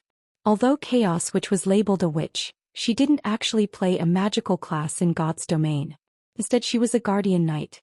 Unlike Gentle Snow and Phoenix Rain, who had risen to fame early on in God's domain, Chaos Witch had joined God's domain 2 years after its launch. However, her rise was rapid, getting promoted to Tier 5 in less than 2 years. She had also become one of God's domain's 12 sacred guardian knights and had been only half a step away from getting promoted to Tier 6. "Hello. My name is Han Rongrong. I heard a lot about you from my cousin. He says you're very strong. If there's an opportunity we must have a spar with each other. Han Rongrong said as she looked at Shifeng with eyes sparkling with curiosity and fighting spirit. Rongrong, stop messing around. Brother Shi can defeat even Honglian grandmasters. Someone who isn't even a Honglian grandmaster has no business challenging him. Han Yifeng said as he glared at Han Rongrong. After taking a deep breath he continued, let's head to the VIP hall to get the residence registration done. However, Han Rongrong paid no heed to Han Yifeng's scolding. She even made a funny face at Han Yifeng. While following behind her cousin she quietly observed Shifeng, the rumored extraordinary expert. The Green God Tower's VIP hall, located on the 22nd floor, was dedicated to receiving people of a certain status in the base layer. The base layer's average resident couldn't come here even if they wanted to. Only heirs of major corporations like Han Yifeng had the qualifications to do so. However, the so-called VIP hall wasn't anything special. It merely functioned as a specialized housing registration center. VIPs seeking to exchange for points and items still had to line up downstairs like everyone else. When Han Yifeng, Shifeng and Han Rongrong entered the VIP hall, they found it nearly empty. Read latest chapters at Wuxia World. EU. However, upon seeing a group of 5 in the hall, Han Yifeng couldn't help tensing up. Of the 5, 4 were male and 1 was female. 3 of the 4 males were the top 3 rankers of the current contribution competition, while the last was a young man clad in white. As for the female, she was a beautiful young woman in a blue dress with an indifferent expression. Currently, the 4 males surrounded the woman. This woman was none other than Weiyang Qianhen, or Endless Scars, the person Han Yifeng mentioned earlier. When Shifeng's group entered the hall, Weiyang Qianhen shifted her gaze toward them. Before Shifeng and the others could react, she suddenly made her way toward them, causing Han Yifeng to widen his eyes in shock. Shifeng, right? Or should I call you guild leader Black Flame? Weiyang Qianhen said, smiling faintly as she took in Shifeng's dazed expression. You deceived me so badly before. Chapter 2905. High-grade authority. When Weiyang Qianhen finished speaking, both the men tagging along with her and Han Yifeng turned to look at Shifeng in disbelief. Weiyang Qianhen's tone was gentle. Although her words sounded reproachful, they were actually intimate. Han Yifeng found this situation particularly unbelievable. He looked at Shifeng as if he was looking at a monster, his mouth nearly failing to close properly. Weiyang Qianhen currently enjoyed a lofty position in Yuantian City's upper zone, far out of even the 5 states corporation's reach. Many youths in Yuantian City's upper zone could only dream of getting acquainted with Weiyang Qianhen, let alone having her strike up a conversation with them. Previously, when Han Yifeng spoke with Shifeng about Weiyang Qianhen, he thought Shifeng only knew of the woman's existence. After all, the Midnight Tea Party was extremely famous in God's domain as one of the best adventurer teams in the game. Anyone with a reliable information network in God's domain would have heard of it. Han Yifeng never thought that the two of them were actually acquaintances and shared a good relationship. Meanwhile, in response to Weiyang Qianhen's questioning, Shifeng smiled bitterly and said, "It seems I've made a fool of myself in front of Miss Weiyang.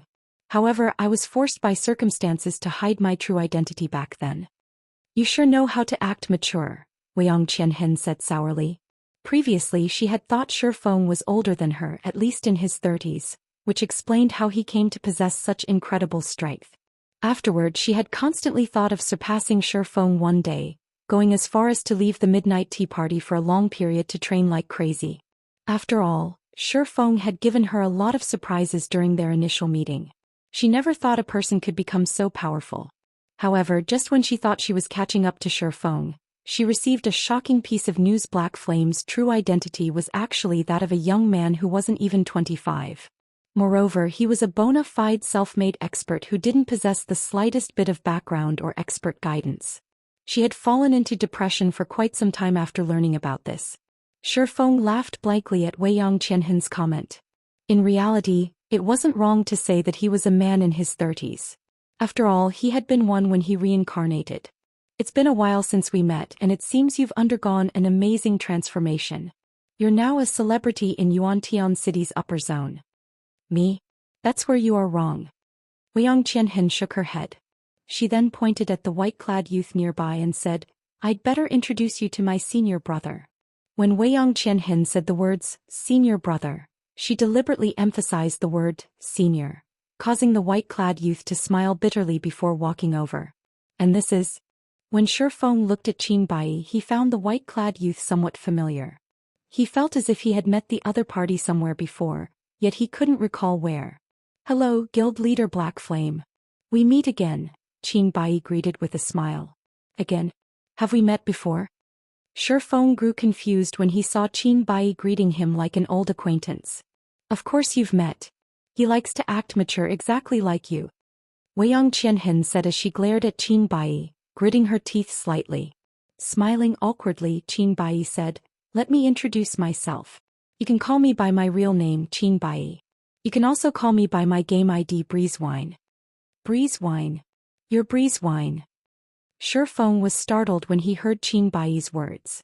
Breezewine was the Midnight Tea Party's commander, someone Shifeng had met and was relatively familiar with. However, the white-clad youth in front of him had a completely different look and bearing from Breezewine's wildness and boldness. While Shifeng was feeling surprised, Hanifeng, who stood beside him, was deeply shocked. Qin Bai was not only a mental strength master but also the youngest mental strength master in Yuantian City's upper zone. Who would have thought that a mental strength master was actually the commander of a 20-man adventurer team? Yet, God's Domain's various super first-rate guilds and super guilds had ignorantly used threats against the Midnight Tea Party to recruit the adventurer team. Those superpowers were simply tired of living. Don't mind it, Qin Bai said awkwardly when he saw the surprise on Shifeng's face. I wasn't hiding it. Playing God's Domain is just one of my hobbies. After hearing Qin Bai's introduction, Shifeng finally understood how Weiyang Qianhen managed to catch the eye of a middle-layer big shot. It was very likely due to Qin Bai's introduction. Shifeng also understood why the Midnight Tea Party wasn't afraid of the various superpowers and could continue existing all this time. With Qin Bai's status, which superpower in God's Domain would dare offend him? Seeing Shifeng in deep thought, Qin Bai took the initiative to say, Guild Leader Black Flame, you and your friends must be here to register your housing status as well, right? We are also here to deal with housing matters. Why don't we get it done together? I'll be in your care then, Shifeng said, accepting the offer. There were still a few people lined up, waiting to get their business done in the hall. If Qin Bai was willing to help expedite the procedure, it was naturally good news for Shifeng. After all, the sooner he got Gentle Snow and Aqua Rose into the large mansion, the sooner he could alleviate the stress on their mind. Naturally, Hanifeng also didn't refuse the offer. He wanted nothing more than to establish a connection with Qin Bai right now. Although the Five States Corporation had a solid foundation in the base layer, the influence the corporation held in the upper zone was still insignificant compared to Qin Bai's. If Hanifeng could get acquainted with Qin Bai now, he would have an easier time when he entered the middle layer. After all, the middle layer wasn't an easy place to survive in. The competition there was even fiercer than in the base layer. Subsequently, the group had all its needs taken care of in less than 10 minutes. When the group arrived at the Green God Tower's entrance and was about to part ways, a commotion erupted from the street outside. The next moment, a maglev car suddenly descended from the sky and landed in front of the entrance, catching the attention of all the nearby pedestrians. Although the upper zone allowed residents to drive their own cars, that was limited to road use. Cars were prohibited from flying. The only ones allowed to do so were people with very high status in the upper zone. After the maglev car parked in front of the Green God Tower's entrance, two people, one young and one old, emerged from it. The young man was none other than Lu Tiandi, Starline Corporation's current heir. However, Lu Tiandi showed none of his usual arrogance, standing humbly and respectfully behind the black-robed elderly man. At this old man's appearance, many of the corporation heirs present gasped reflexively. Hanifeng's expression even paled when he saw the man. Why would he come here personally? Hanifeng's eyes were filled with disbelief as he looked at the approaching black-clad elder. This was because the black-clad old man was none other than the Infinity Master of Haitian City's upper zone, a mental strength master holding 2-star high-grade authority in the upper zone. In the upper zone, the Green God Company would award anyone who had become mental strength masters with high-grade authority and permanent residence in the upper zone's middle layer. However, as mental strength masters were not equal, high-grade authority was also categorized into different ranks, from 1 star to 3 stars. Most mental strength masters in the upper zone held only 1-star high-grade authority, with only a small number holding 2-star high-grade authority. 4 2-star authority holders, their position in the middle layer rivaled the middle layer's general managers. The Green God Company awarded those who reached 2-star authority with 1 permanent reserve slot for the middle layer and the authority to banish disrespectful mental strength masters from the upper zone for a duration of 1 to 3 years. Meanwhile, Han Yifeng knew that the Infinity Master Fu Jiuzhong held a slight grudge against Shi Feng. However, in his opinion, someone like Fu Jiuzhong had no reason to take action personally. At most, the Infinity Master would send some of his subordinates to harass Shi Feng.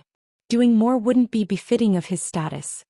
Yet, contrary to Han Yifeng's expectations, Fu Jiuzhong had made a personal visit to Yuantian City's upper zone. After arriving before Shi Feng, Fu Jiuzhong demanded with a lofty aura, "Are you Shi Feng? The one who caused my student Wang Xianming to get kicked out of the upper zone?" When Fu Jiuzhong finished speaking, the surrounding passers-by couldn't help looking at Shi Feng with pity. At the same time, they also wondered who Shi Feng was to warrant the Infinity Master's direct intervention.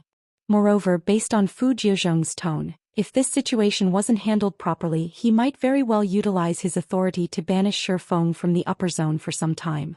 And once outside the safe zone known as the upper zone, Shi Feng was unlikely to keep his life. At this time, Qin Bai stepped forward with a smile and said, "Master Fu, this person here is my friend. Is there perhaps a misunderstanding here?" "Misunderstanding? I don't think so." Glancing at Qin Bai, Fu Jiuzhong said, "Also, you'd best not interfere in this matter. I don't care even if you have your teacher's support. Master Fu, although you have 2-star high-grade authority, this is Yuantian City's upper zone." Qin Bai said with a solemn look. Read latest chapters at Wuxia World. Qin Bai felt a little helpless against Fu Jiuzhong right now. He was but an entry mental strength master, no match for a veteran like Fu Jiuzhong. Only his teacher could possibly put up a fight against the Infinity Master. After all, the 2-star high-grade authority wasn't just a status symbol for a mental strength master. It also symbolized strength. So what? Fu Jiuzhong sneered. "Let alone you, even if your teacher personally shows up now, I still won't give a damn." You. Qin Bai was helpless at the moment. If Fu Jiuzhong intended to abuse his authority now, Bai Qini wouldn't be able to do anything about it with only his 1-star high-grade authority. After all, these were the Green God Company's rules. As for what kind of excuse Fu Jiuzhong would give to get the Green God Company to banish Shi Feng from the upper zone, he could simply trump up random offenses. However, as Qin Bai was thinking of how to buy time and get his teacher to come and help, Shi Feng suddenly stepped forward. "Wang Xianming, is it?" Looking at Fu Jiuzhong, Shi Feng responded neither humbly nor arrogantly. "If you're talking about that home intruder, I am indeed the one who handed him over to the Green God Company. May I know what guidance you have to provide, Master Fu?" Chapter 2906, Combating a Mental Strength Master. Although Shi Feng spoke in a tone that was neither humble nor arrogant, the surrounding passers-by and Han Yifeng couldn't help falling silent, a hint of shock appearing in their eyes. That's the Infinity Master he's talking to. Has he lost his mind?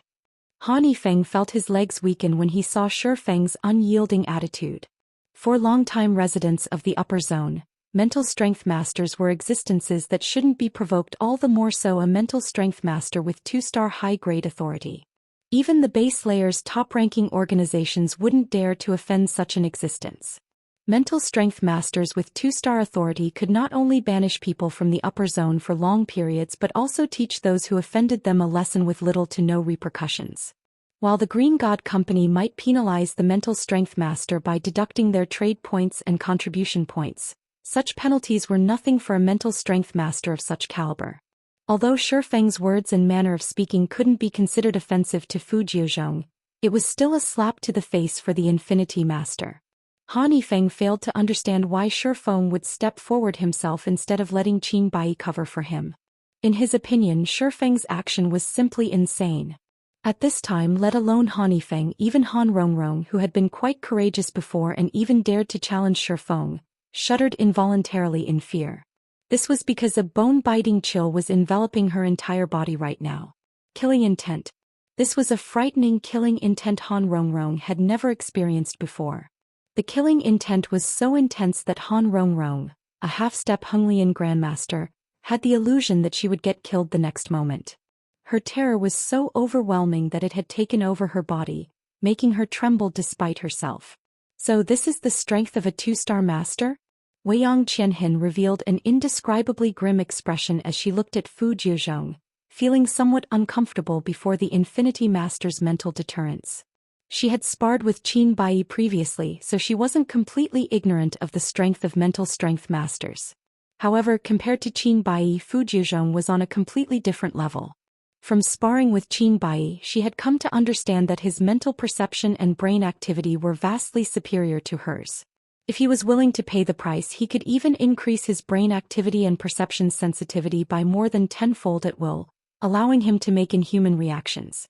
Fu Jiuzhong, on the other hand, wasn't just capable of simply boosting his thinking speed. He could already influence others with his mental will. It was akin to employing powerful hypnosis on his opponents. Most importantly, this mental deterrence wasn't directed at her but merely spillover. She found it truly hard to imagine what kind of hell the actual target of Fu Jiuzhong's mental power was experiencing right now. Of those present, only Qin Baiyi fared slightly better. Even so, he was still affected by Fu Jiuzhong's mental deterrence. Damn it. It's over. Fu Jiuzhong has actually broken through to that stage already. There's no way someone who hasn't reached the level of a mental strength master can resist this mental deterrence. Qin Baiyi inwardly cursed this situation as he endured Fu Jiuzhong's mental deterrence. In Qin Baiyi's opinion, Shi Feng was an excellent seedling. Not only did Shi Feng become a neutralizing grandmaster at a young age, but his mental strength standard had already reached the peak of the special grade. According to the report he received, Shi Feng had even defeated several Honglian grandmasters simultaneously. With such ability, Shi Feng might very well be only half a step away from becoming a mental strength master. Originally, Qin Baiyi planned to learn more about Shi Feng and then introduce Shi Feng to his teacher. However, all of his plans were ruined now. Mental deterrence was something that liberated a person's deepest fears. For this reason, it was normal for the minds of people subjected to mental deterrence to collapse. If a person had weak willpower, they might even die on the spot. Even people with very strong willpower would suffer trauma when subjected to mental deterrence, which would impact their future mental growth. Normally, only 3-star mental strength masters could exhibit mental deterrence. Although Fu Jiuzhong's mental deterrence wasn't as strong as an actual 3-star master's, his use of this technique proved that he was already close to reaching the 3-star standard. He might have already taken a step into the stage. However, when Qin Baiyi turned to look at Shi Feng, he was stunned. How is this possible? Fu Jiuzhong had clearly directed his mental deterrence at Shi Feng. Yet apart from wearing a slightly solemn expression, Shi Feng showed no fear or discomfort on his face. It was evident that he could withstand the Infinity Master's mental deterrence. In fact, he was enduring it much better than even Qin Baiyi. Ha! Fu Jiuzhong remained mostly unfazed even after seeing Shi Feng's reaction, sneering, "I initially had suspicions when I heard Tiandi say you might have become a mental strength master already, but I didn't think you had really become one." When Fu Jiuzhong finished speaking, everyone present turned to Shi Feng in disbelief. Han Yifeng in particular was thunderstruck by this revelation. Is he still human? The first time Han Yifeng met Shi Feng, the latter was merely the guild leader of a large guild. Although Shi Feng possessed some strength at the time, it was still insignificant in Han Yifeng's eyes. The next time they met, Shi Feng had already become a resident in the upper zone, with a considerable amount of resources that could be traded for contribution points. Now, Shi Feng had even become a mental strength master, an existence many corporations operating in the upper zone's base layer feared. Shi Feng's growth speed was simply out of this world. Han Yifeng wasn't the only one shocked by this revelation. Qin Baiyi similarly felt his heart pounding madly. A mental strength master under the age of 25? Previously, Qin Baiyi still had his doubts about Shi Feng being a mental strength master. However, since Fu Jiuzhong had said so, then it must be true. Nevertheless, he found it difficult to digest this information. Mental strength masters were special existences in the upper zone, the goal of countless young talents. However, typically, one could already be proud of oneself if one became a mental strength master by the age of 60 or 70. Qin Bai's achievement of becoming a mental strength master in his 30s already made him a rare talent that only appeared once every several decades in Yuantian City's upper zone. However, compared to Shi Feng, Qin Bai's achievement paled significantly. At Shi Feng's age, the growth rate of his mental strength was still at its peak. Only after the age of 30 would his growth slow than 5 years of rapid growth. If he continued developing himself, he could definitely become a 3-star mental strength master in the future, and possibly even reach the legendary Grandmaster standard. When Qin Bai thought about the possibility of introducing Shi Feng to his teacher, excitement filled his heart. However, before Qin Bai could grow excited for long, Fu Jiuzhong suddenly changed his tone and said coldly, "Your achievement of becoming a mental strength master might be excellent, but do you think you can behave arrogantly in front of me just because you've become one?"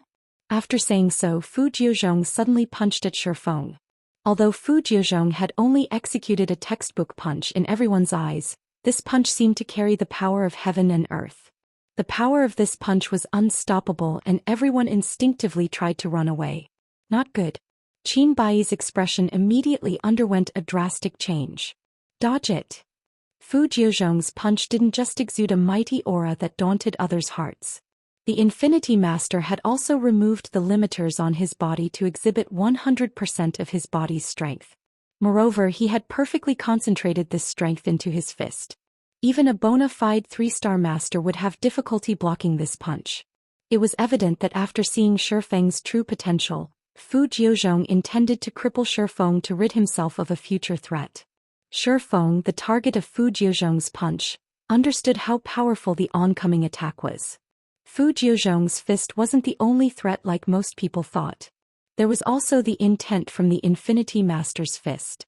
Although the fist intent didn't have a tangible form, it was by no means harmless. Moreover, even if Shi Feng could evade Fu Jiuzhong's fist intent, he couldn't dodge the punch itself. And although Shi Feng didn't know how powerful Fu Jiuzhong's punch was, he had a hunch that if he allowed the fist to connect, he would end up either crippled or dead. And worse, he couldn't stop the punch with his current strength utilization technique. This was because he was currently incapable of removing all of the limiters his brain placed on his body. Read latest chapters at Wuxia World. I will not let things end like this. As Shi Feng watched Fu Jiuzhong's fist moving closer and closer to him, his brain raced, thinking of ways to block the punch. When Fu Jiuzhong's fist was only half a meter away, a potentially viable technique suddenly occurred to Shi Feng, a technique he had wanted to use in the real world all this time but couldn't due to physical fitness and mental capacity limitations. Block it. With a shout, Shi Feng concentrated the strength of his body and removed the limiters on his 2 arms. He then brandished his arms as if he were brandishing swords and instantly executed the sword technique he had used thousands of times in God's domain. Swords Transmigration. Chapter 2907. Taking on a 3-star mental strength master. Bang. Along with the sound of an explosion, the ambient air fluctuated, and even those standing more than 10 meters away from Shi Feng and Fu Jiuzhong felt these shockwaves.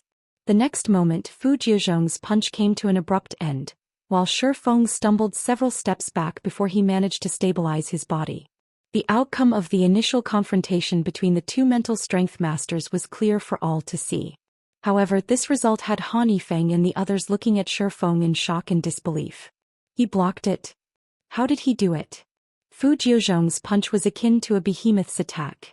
One could tell how much power the punch carried just by looking at the shattered stone slabs under Fu Jiuzhong's feet.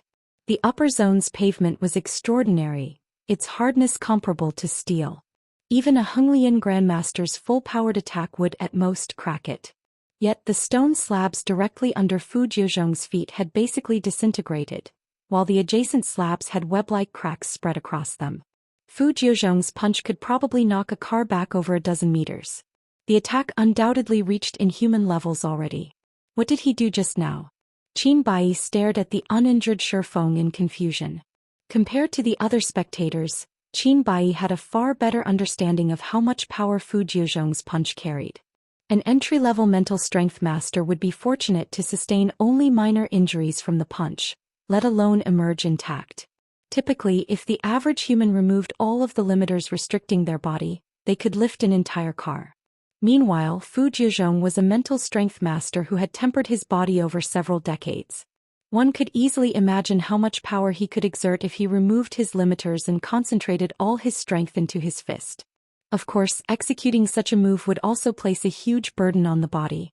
If an ordinary person tried replicating Fu Jiuzhong's move without having absolute control over their physical body, they would most likely end up crippled afterward.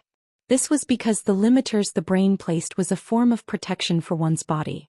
However, it was a different story for mental strength masters of Fu Jiuzhong's caliber. Currently, not only did Fu Jiuzhong have perfect control over his body's strength, but he could also freely turn his body's limiters on and off. So long as he turned off his limiters the moment he attacked and instantly turned them back on after executing his attack, he could minimize the damage to his body. He might even be able to offset the damage completely by using his body's resilience. And this was also what made 3-star mental strength masters so frightening. On the other hand, Shi Feng was evidently incapable of removing all of his body's limiters right now. Yet by relying on a strange technique and incredible speed, he had successfully blocked Fu Jiuzhong's punch. More precisely, he had deflected the power of the Infinity Master's punch and received only part of the attack's power and impact. This feat was simply incredible. In reality, Qin Bai wasn't the only one surprised by this outcome. Shi Feng himself felt shocked and ecstatic. He never thought his plan would succeed. Although he had failed to fully replicate Sword's transmigration just now, the incomplete technique still allowed him to resist Fu Jiuzhong's full-powered blow. However, Shi Feng now felt his mind stagnating slightly, due to using Sword's transmigration with his mortal body. His brain had evidently overloaded itself to enable his body to execute the technique. He diverted my strength? Fu Jiuzhong eyed Shi Feng in incomprehension. He couldn't understand how Shi Feng's 2 strange chopping strikes had managed to scatter the power in his fist. At the moment of contact, he had felt some kind of power invade his body and deform his posture slightly. This, in turn, caused the power of his punch to plummet and allowed Shi Feng to escape unscathed. Was it luck? Fu Jiuzhong shook his head, dismissing his thoughts. He promptly dashed toward Shi Feng and executed a flurry of punches, giving him no time to catch a breather or create another miracle. Fu Jiuzhong had come to Yuantian City's upper zone intending to teach Shi Feng a lesson, have Shi Feng give up a significant portion of Zero Wing's shares, and avenge his student. After seeing Shi Feng's potential, though, he realized there was no way the young man would give up Zero Wing's shares. However, reconciliation between them wasn't possible after Fu Jiuzhong had sent the various corporations' experts after Shi Feng. Fu Jiuzhong also couldn't forgive the arrogant behavior Shi Feng took in front of him. Hence, only one path remained open to Fu Jiuzhong: crippling Shi Feng and utilizing his mental deterrence to arouse Shi Feng's inner fears. Even if Shi Feng was a mental strength master, this would still leave an indelible trauma in his heart. If that happened, Shi Feng's future as a mental strength master would be over. And while Fu Jiuzhong would suffer repercussions from the Green God Company afterward, the penalty wouldn't be anything severe. After all, there was no way the Green God Company would choose to lose a 3-star mental strength master after already losing a young talent. Fu Jiuzhong executed his punches with all his might without a fixed pattern. Of course, with how fast his attacks were, Fu Jiuzhong couldn't concentrate all his strength into every punch. Hence, the punches he currently executed were significantly weaker than his first one. Even so, they still weren't attacks an ordinary mental strength master could receive. After images of Fu Jiuzhong's fists filled the space between Fu Jiuzhong and Shi Feng. Even ordinary mental strength masters who could amplify their perception by more than tenfold couldn't adequately capture every one of these punches with their senses. Is he nuts? Shi Feng's complexion changed as he faced Fu Jiuzhong's attacks. Even an expert of Fu Jiuzhong's caliber would suffer serious injuries if he executed so many attacks without any limiters. The fact that he was doing so was simply ridiculous. However, Shi Feng also had to admit that Fu Jiuzhong's attacks were effective. He could hardly keep up with the attacks, let alone execute Sword's transmigration to deflect them. When Fu Jiuzhong's punches were about to reach him, Shi Feng gritted his teeth and liberated the limiters on his muscles once more. He then brandished his arms as if they were 2 long swords. Swords orbit. Bing, bing, bing. Less than 1 meter separated Fu Jiuzhong and Shi Feng as they clashed in front of the Green God Tower. Although none of the surrounding pedestrians could see the arms of either mental strength master, The numerous thunderous explosions and shockwaves made everyone feel as if they were standing in a storm. 2 seconds into the clash, Shifeng began retreating step by step, evidently at a disadvantage. And although Shifeng had successfully deflected all of Fu Jiuzhong's punches thus far, his complexion grew paler and paler as time passed. "Let's see how long you can last." Fu Jiuzhong sneered when he saw Shifeng's poor complexion. Although Fu Jiuzhong was sustaining heavy damage by executing so many attacks with his limiters fully liberated, the damage wasn't unbearable. At worst he would have to consume life potions for a month, but all his injuries would eventually disappear as if they never existed. However, it was a different story for Shifeng. If the young man failed to hold on now, he would be crippled in the future. The seconds ticked by one after another. Qin Bai, who was watching the entire fight, grew increasingly anxious. "Senior brother, is there nothing you can do?" Weiyang Qianhen asked when she saw Shifeng's ashen face. In a frustrated tone, Qin Bai responded, "I want to step in, but the fight between them is no longer at a level where I can intervene. I might even make the situation worse for Shifeng. All we can do is wait for teacher to arrive." Qin Bai wanted nothing more than to intervene in the fight, but he simply lacked the ability to do so. After all, even after pushing his senses to their limits, he still couldn't keep up with Shifeng's and Fu Jiuzhong's movements. If he charged in recklessly, he might get sent flying by some random attack. 10 seconds into the fight, Fu Jiuzhong's complexion began turning red, while Shifeng's turned deathly pale. A look of deep fatigue also surfaced in Shifeng's eyes, and it was evident he could last only a few more seconds.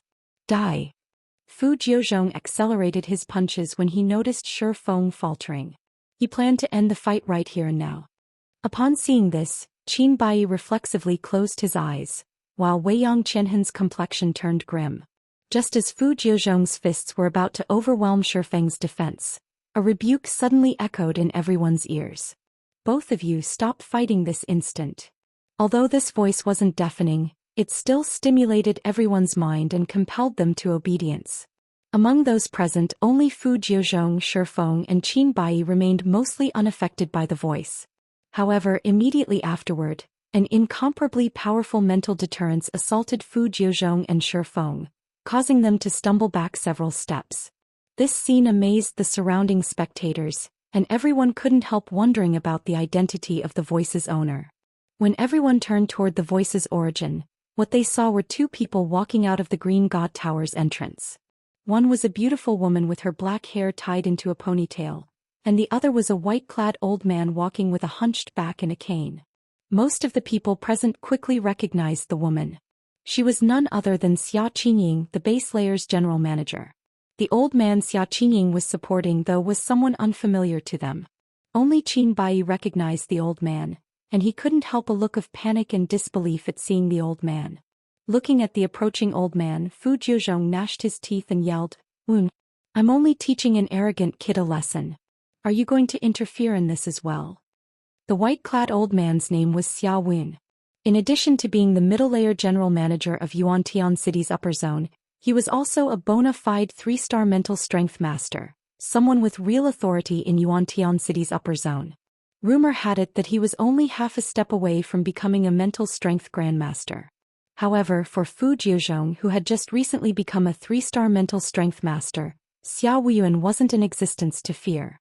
"Jiuzhong, this is Yuantian City's upper zone. Do you take this place for a joke?" Xia Wuyuan said as he glanced at Fu Jiuzhong. "This matter ends here. Shifeng is already a talent Yuantian City's upper zone has set its eyes on. I won't sit still if you persist in making a scene." Xia Wuyuan's words thundered in Fu Jiuzhong's ears, causing his expression to turn ugly. Fu Jiuzhong then glared at Shifeng and said coldly, "Consider yourself lucky today, kid. However, don't think you'll be as lucky next time." After saying so, Fu Jiuzhong got back into his maglev car together with Lu Tiandi and departed the area, disinclined to exchange any more words with Xia Wuyuan. "Teacher, are we going to let Shifeng go just like that?" Lu Tiandi asked. With them having thoroughly offended Shifeng, if they didn't cripple Shifeng now, he would definitely become a thorn in their side with his extraordinary potential. After taking a deep breath, Fu Jiuzhong shook his head and said, "That old ghost is already close to crossing that threshold. I can't go up against him. However, that doesn't mean I'll let that kid off.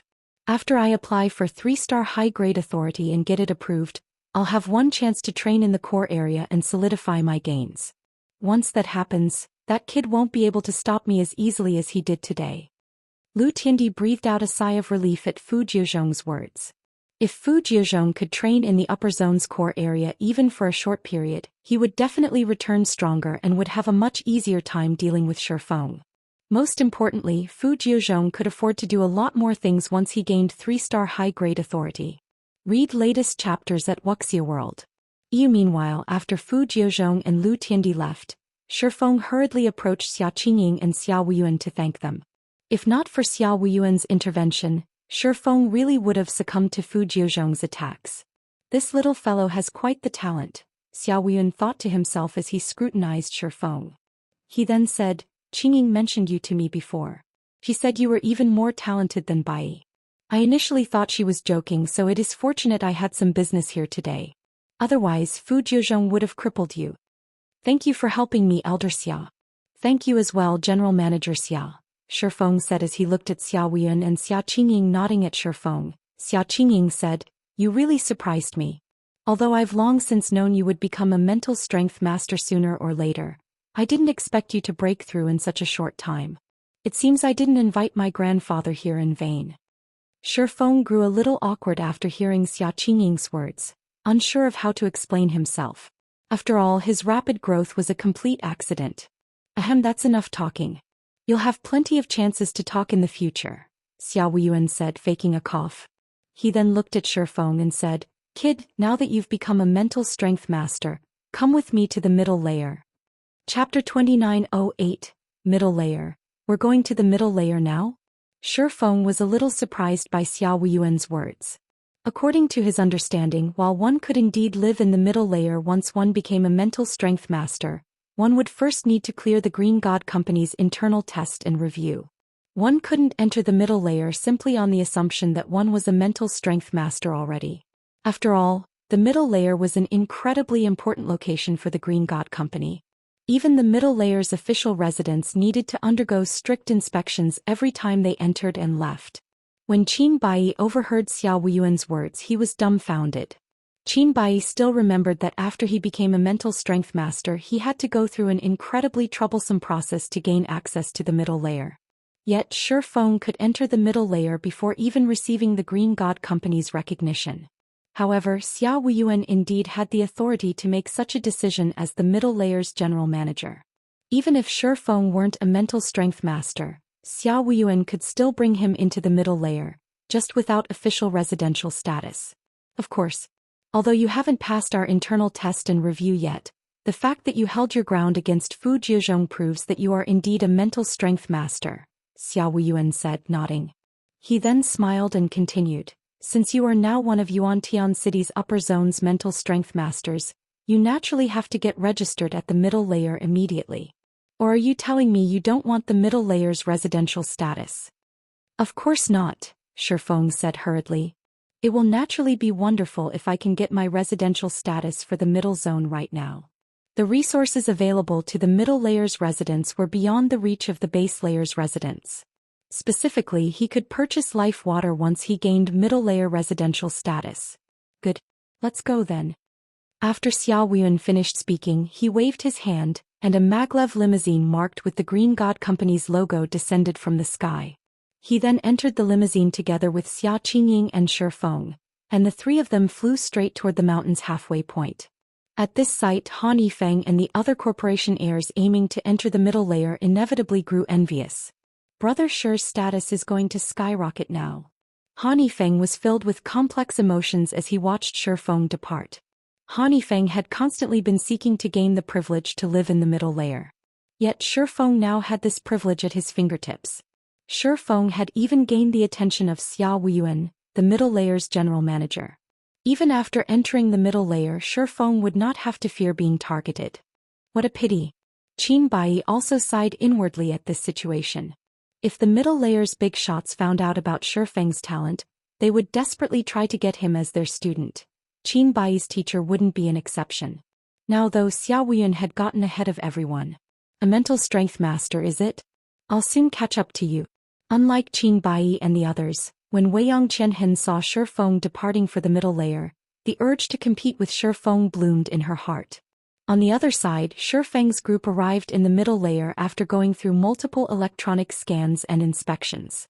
Upon entering the mist-shrouded area, Shi Feng felt a significant portion of his accumulated mental fatigue clear up. The middle layer's recovery effects were drastically better than those of the large mansion's environment. When Xiao Weiyun brought Shi Feng to a mansion flanked by a lush mountainside and a small waterfall, Shi Feng was completely stunned by the environment. Isn't the environment here a little too amazing? It's at least twice as good as the environment I felt when I entered the middle layer. Even without doing anything, I can probably live up to 160 or 170 years old in such an environment, Shi Feng exclaimed as he experienced the changes the mansion's environment brought to his body. This is one of only 20 top-tier mansions in the middle layer. Let alone 160 or 170. A Henglian Grandmaster can live up to 200 here without any problems, Xiao Weiyuan said, chuckling. As the Green God Company's life technology continues improving, the lifespan of the middle layer's residents will also increase. Eventually, this place will let even ordinary people live up to 200 years old. As for mental strength masters like yourself, you might live to celebrate your 300th birthday. 300. Shi Feng was a little dazed. 300 years was already enough for a change in dynasties during ancient times. That's right. Although it is still somewhat difficult to reach such an age in the middle layer right now, the improvement is only a matter of time, Xiao Weiyuan said, nodding. However, if you become a mental strength grandmaster, reaching 300 won't be difficult at all. Are mental strength grandmasters that strong? Shi Feng asked in surprise. With his current physical fitness, even with the support of life potions and the middle layer's environment, he could, at most, live to around 200 years old. He dared not think about living up to 300. Yet Xiao Weiyuan stated that a mental strength grandmaster could currently live up to 3 centuries. This was incredible. Of course, mental strength grandmasters are much stronger than you think. They can exert 100% control over their brains. To ordinary people, they are no different from gods. The Green God Company's creator was also a mental strength grandmaster, Xiao Weiyuan said, awe and envy appearing on his face. Shi Feng was stunned once more. The Green God Company was the most influential corporation in the world. The combined influence of every other corporation worldwide couldn't match the Green God Company's influence. Shi Feng never imagined that the founder of this corporation was a mental strength grandmaster. This was simply unbelievable. Seeing Shi Feng's dazed expression, Xiao Weiyuan added, "You too have a small possibility of becoming a mental strength grandmaster. It is for this possibility that I brought you to the middle layer. Only by living here can you better develop your mental strength. Letting you remain in the base layer is simply a huge waste." Shi Feng immediately came to a realization when he heard Xiao Weiyuan's words. It was no wonder Xiao Weiyuan brought him straight to the middle layer without undergoing the Green God Company's test. When Xiao Weiyuan saw Shi Feng's contemplative expression, he smiled faintly and asked, "You're thinking that with your potential, I'm underestimating you by saying that you only have a small possibility of becoming a mental strength grandmaster, right?" Shi Feng didn't deny Xiao Weiyuan's guess. In his opinion, if the Tier 5 concentration standard of God's domain represented the master standard for mental strength in the real world, then the Tier 6 concentration standard should correspond to the mental strength grandmaster standard. Meanwhile, Shi Feng was relatively confident that he could get promoted to Tier 6 in his current state. After all, he had an ancient god's legacy. He even had items that improved concentration, such as the soul water and crystal of souls. Raising his concentration to the Tier 6 standard with the help of these items shouldn't be difficult. As if having seen through Shi Feng's thoughts, Xiao Weiyuan said, "Even if your concentration reaches the Tier 6 standard in God's domain, you will still be a long way from becoming a mental strength grandmaster. According to God's domain's concentration categorization, the Tier 6 concentration standard is only equivalent to the half-step mental strength grandmaster standard. Currently, you are still far from becoming a half-step grandmaster, let alone becoming an actual grandmaster. You are, at best, close to the 2-star master standard. The Tier 6 concentration standard is equivalent to only the half-step mental strength grandmaster standard?" Shi Feng was startled. Shi Feng had experienced what it was like to have Tier 6 concentration thanks to the Light of Two Worlds, and the experience was amazing beyond imagination. With Tier 6 concentration he could suppress even ordinary Tier 5 existences with his mental oppression. Tier 4 players that weren't at the peak of Tier 4 would even lose consciousness on the spot. In his opinion, this should already be equivalent to the rumored mental strength Grandmaster standard. Yet according to Xiao Wuyuan that wasn't the case at all. If Xiao Wuyuan was telling the truth, then Shifeng couldn't even begin to imagine how powerful a mental strength Grandmaster's mind was. Can you not make it sound as if half-step mental strength Grandmasters are very weak? I'll have you know that even Yuantian City's upper zone has only 3 half-step Grandmasters, while some of the other upper zones have only 2. Our upper zone is considered above average already, Xiao Wuyuan said, rolling his eyes at Shifeng. Also, I managed to assign you this top-tier mansion only because of one other person's recommendation. Otherwise, even with your excellent talent, you'd only get to live in a basic mansion in the middle layer. You'd need first to become a 3-star master to live here. Another person's recommendation?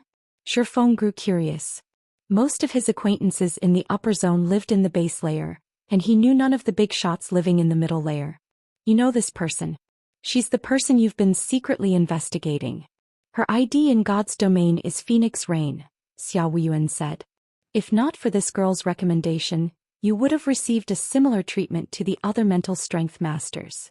Phoenix Rain. Shifeng was surprised. She's also living in the middle layer? What is her current condition? Shifeng had conducted plenty of investigations into Phoenix Rain. After all, Ji Lurong was very concerned about her elder sister. However, he never managed to find any information. He never thought that he would receive news of Phoenix Rain from Xiao Wun. Moreover, it was even Phoenix Rain who had recommended him to the middle layer. I can only say that it isn't good. Apart from that, there is nothing else you should know right now, Xiao Wuyuan replied, shaking his head. To be precise, you still don't have the qualifications to know. Her condition isn't good? Shifeng fell into deep thought. After a moment he asked, Elder Xia, how do I get the qualifications you speak of?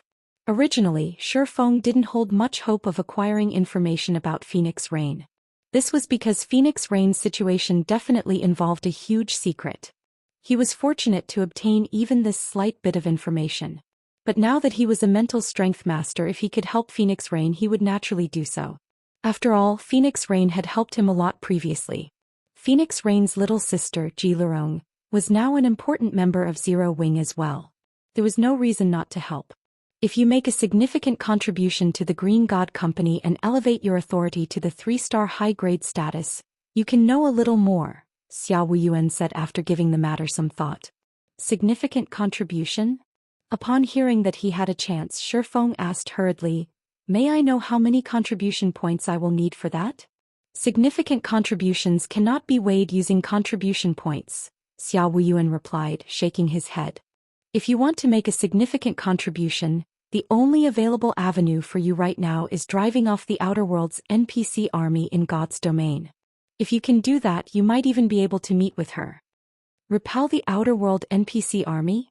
Shifeng frowned slightly at Xiao Wuyuan's answer. The Outer World's NPC army was different from the Outer World's player army. After all, the player army didn't even have a single Tier 5 player in its ranks. In contrast, the NPC army had Tier 5 NPCs and might even have demigod-level NPCs. Just stopping the NPC army's advance was already a difficult feat. Repelling it was simply impossible for the Eastern Continent's native forces. Read latest chapters at Wuxia World. You should stop thinking about this matter and focus on developing your mental strength, Xiao Wuyuan said. Although you've become a mental strength master and entered the middle layer, Fu Jiuzhong has already become a 3-star master. If he's really intent on targeting you, you'll probably have to spend the rest of your life cooped up in here. Outside of the middle layer he'll have plenty of ways to deal with you. Shifeng nodded in agreement. Currently the Infinity Master indeed posed a significant threat to him. If Xiao Wuyuan hadn't appeared today, Shifeng definitely would have suffered severe injuries. Moreover, he couldn't stay in the middle layer or upper zone forever, as he needed to manage Zero Wing's affairs in the outside world. Elder Xia, may I know how I can purchase life water? Shifeng asked.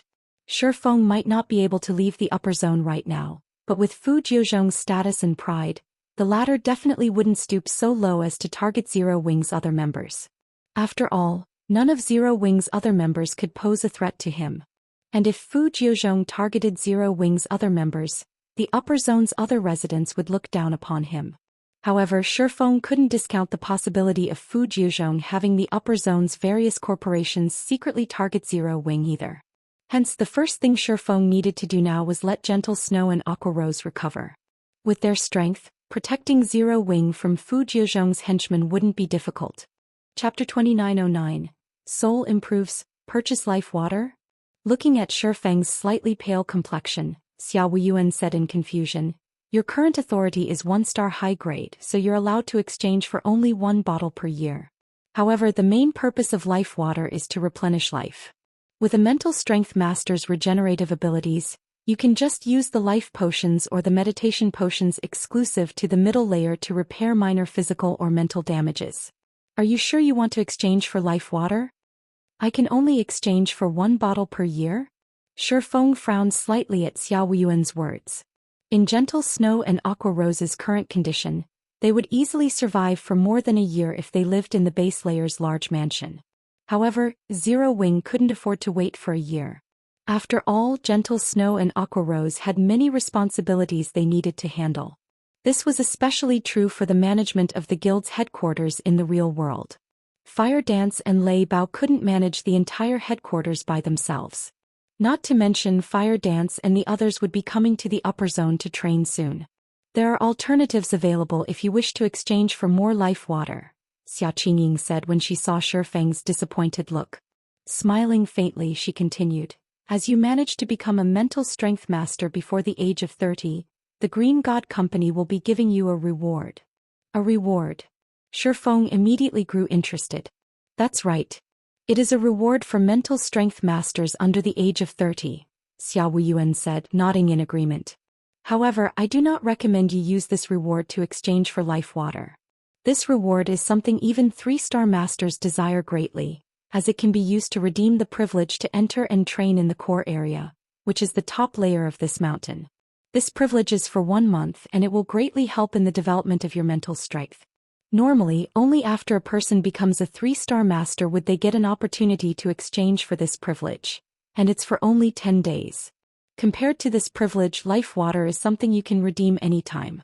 Are you certain you want to exchange for life water?" "Yes." Shifeng answered without hesitation. "All right then. I really don't know what's going through the minds of you young people these days." Xiao Wuyuan sighed when he saw Shifeng's determined expression, evidently dissatisfied with Shifeng's decision. He then turned to Xia Qingying and said, "I still have to report this matter to the higher-ups, so I'll leave the rest of the explanation to you." Xia Qingying nodded obediently in response. After Xiao Wuyuan finished speaking, he turned away and left the mansion, having no intention of continuing his conversation with Shifeng. Shifeng smiled bitterly at the old man's reaction. "Don't mind it too much. Grandpa is just grumpy that you failed to meet his expectations.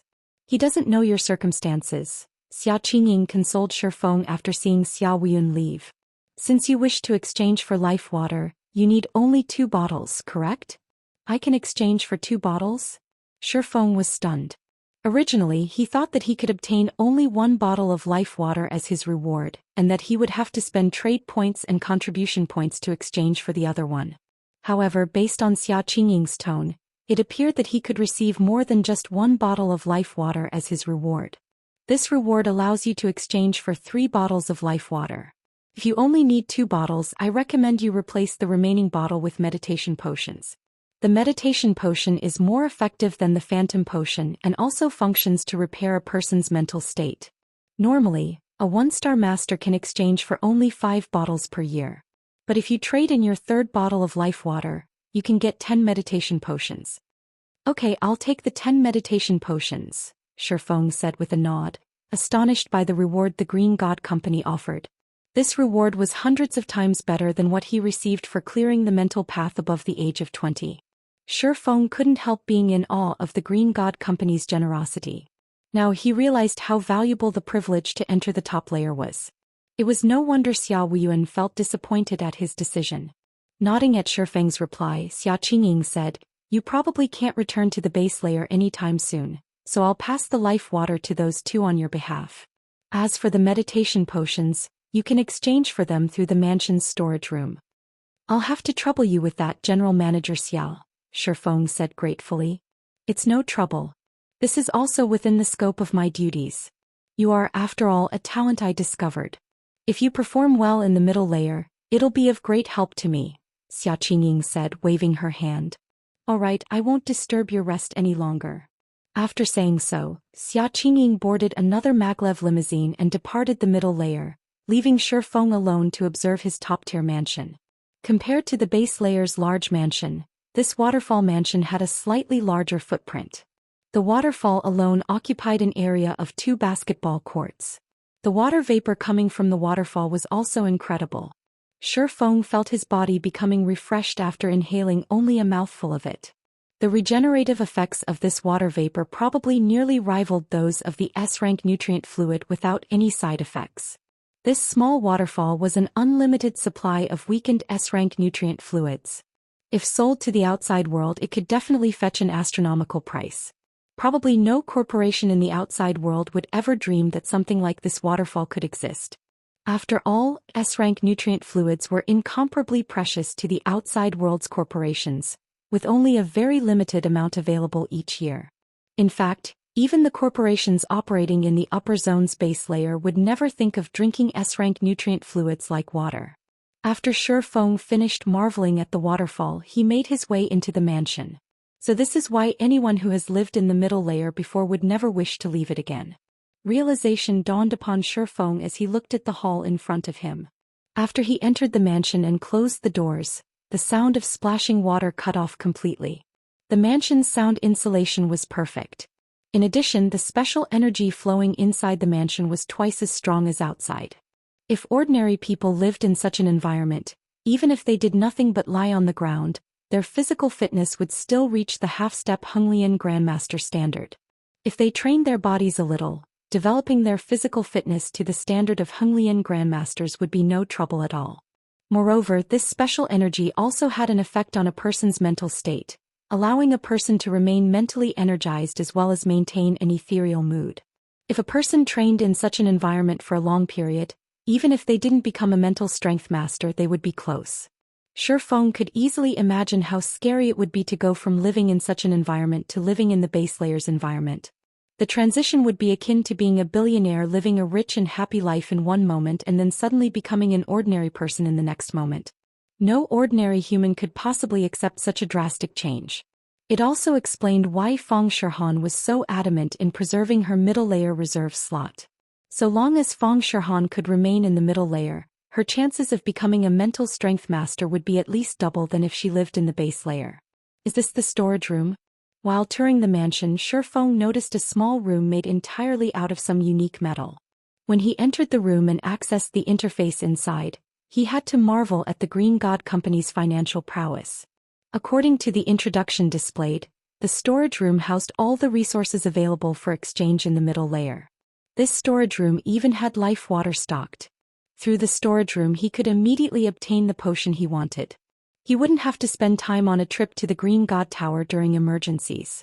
This was a great convenience provided to the middle layer's residents. Seeing this, Shifeng decided to give this exchange system a try. The next moment, several laser scanners scanned Shifeng's body and acquired his biometric data. After verifying his identity, the room's interface displayed the resources available to him. Currently, he had 10 meditation potions to his name, each worth 4 million trade points and 100,000 contribution points.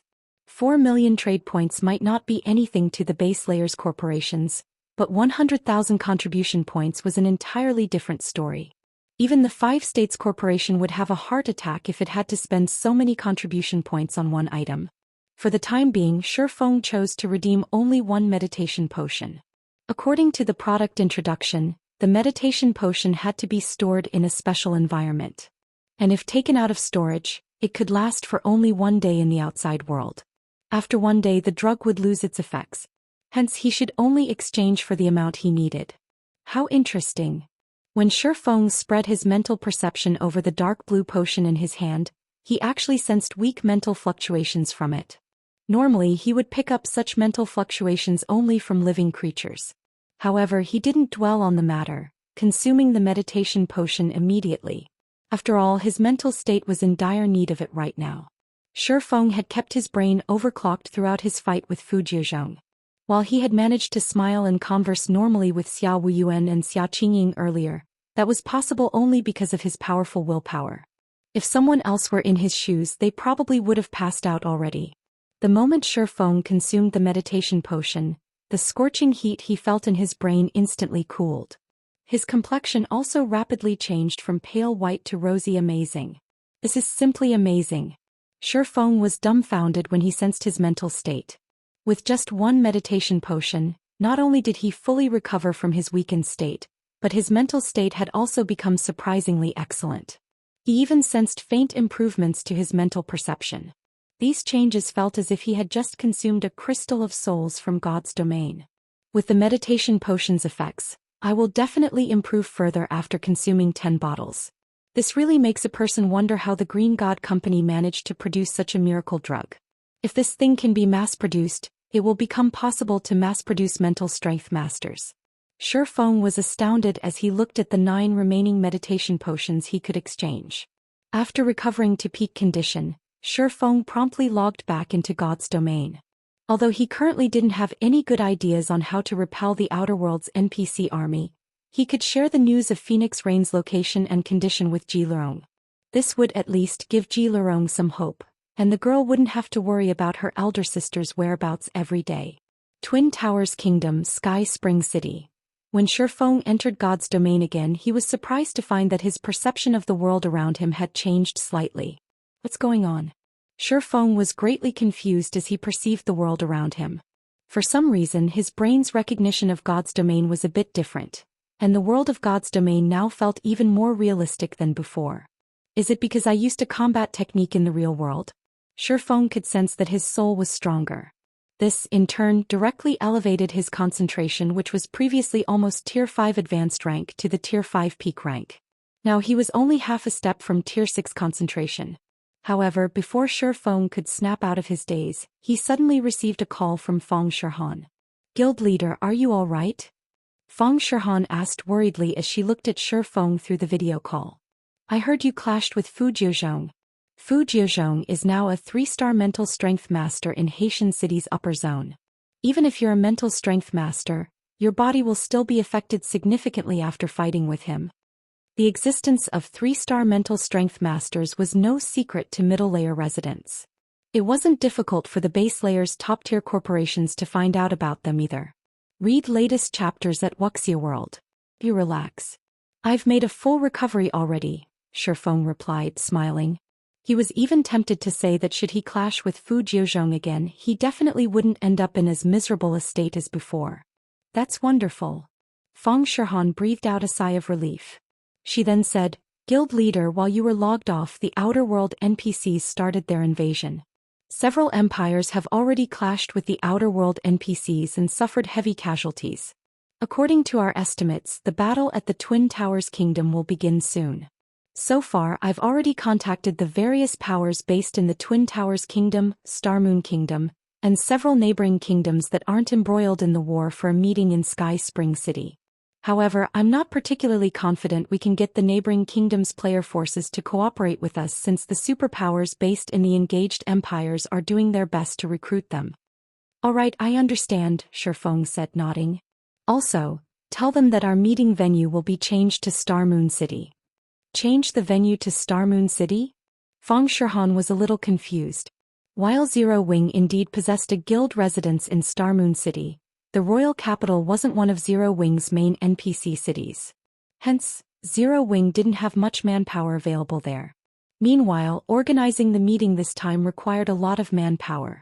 Not to mention, in terms of quality and quantity, Zero Wing's members in Sky Spring City were far superior to those in Starmoon City. If they held the meeting in Sky Spring City, Zero Wing could better display its current strength and raise the various player forces' confidence in defending the Twin Towers Kingdom. Set it at Starmoon City," Shifeng said in a determined tone. "I understand. I'll notify them right away." Feng Shihan didn't pursue the matter. She then disconnected the call and began contacting the various powers. Meanwhile, Shifeng promptly teleported to Star Moon City and went straight to the War God's temple there. Previously, the branch temple Lord Howard Ragewind had promised Shifeng that he would handle all of the necessary procedures for Zero Wing to garrison Star Moon Kingdom. Now that so much time had passed, the branch temple lord should be mostly done. Chapter 29 10 Kingdoms Foundation. When Shifeng entered the War God's temple's first floor hall, a level 180 Tier 4 general manager approached him in a respectful manner. Upon seeing this sight, the players looking to pick up quests from the War God's temple turned to Shifeng with envious and curious gazes. Who is that guy? Why is the general manager personally receiving him? I recall some Tier 4 experts coming to pick up quests some time ago. That general manager didn't bat an eye at them, yet he's actually taking the initiative to welcome a player now.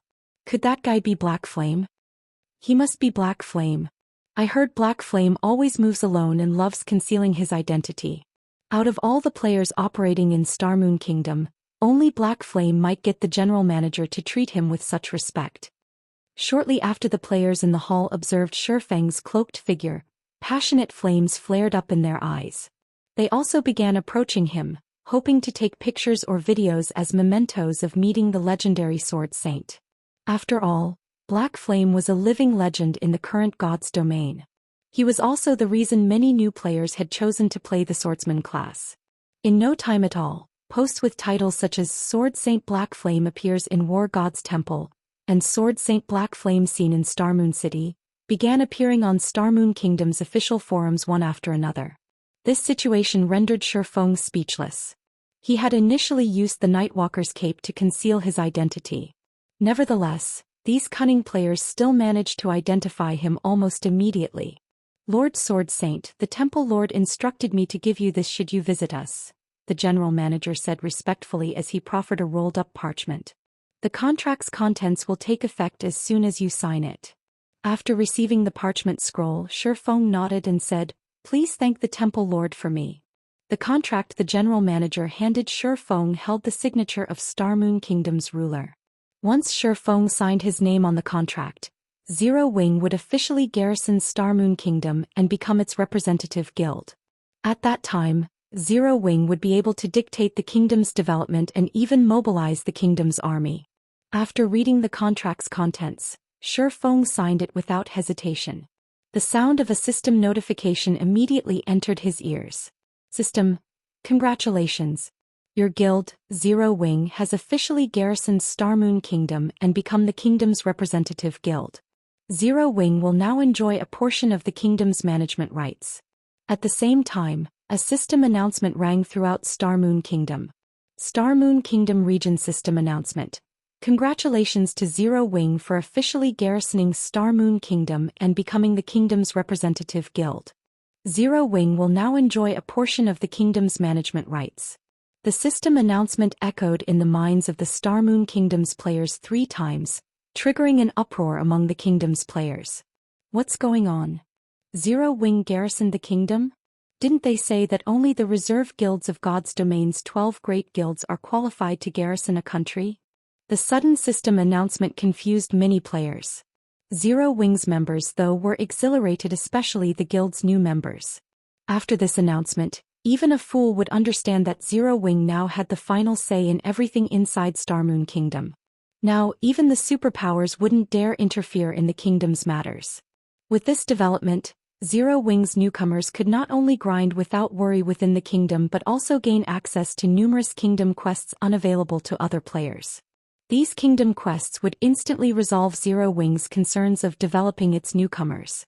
Many of Star Moon Kingdom's player forces could already imagine Zero Wing's future rapid development. After all, now that Zero Wing had Star Moon Kingdom as a buffer, the guild could recruit new members without worrying about training resources. It wouldn't have to recruit only Tier 3 elite players and above. While elite players were indeed stronger than ordinary players, they made up only a small portion of God's domain's player base. And with Zero Wing's current size, the guild might be able to defend its existing territory, but it would face great difficulty if it wanted to expand. However, this development resolved Zero Wing's weakness. Good. I finally did it. Shifeng smiled spontaneously when he saw the system notification. Immediately afterward he left the War God's temple and made his way to Star Moon Kingdom's national treasury. Guilds that garrisoned an entire kingdom or empire actually received a massive hidden benefit. Apart from the monthly tribute from the garrisoned country, representative guilds also gained access to the country's national treasury.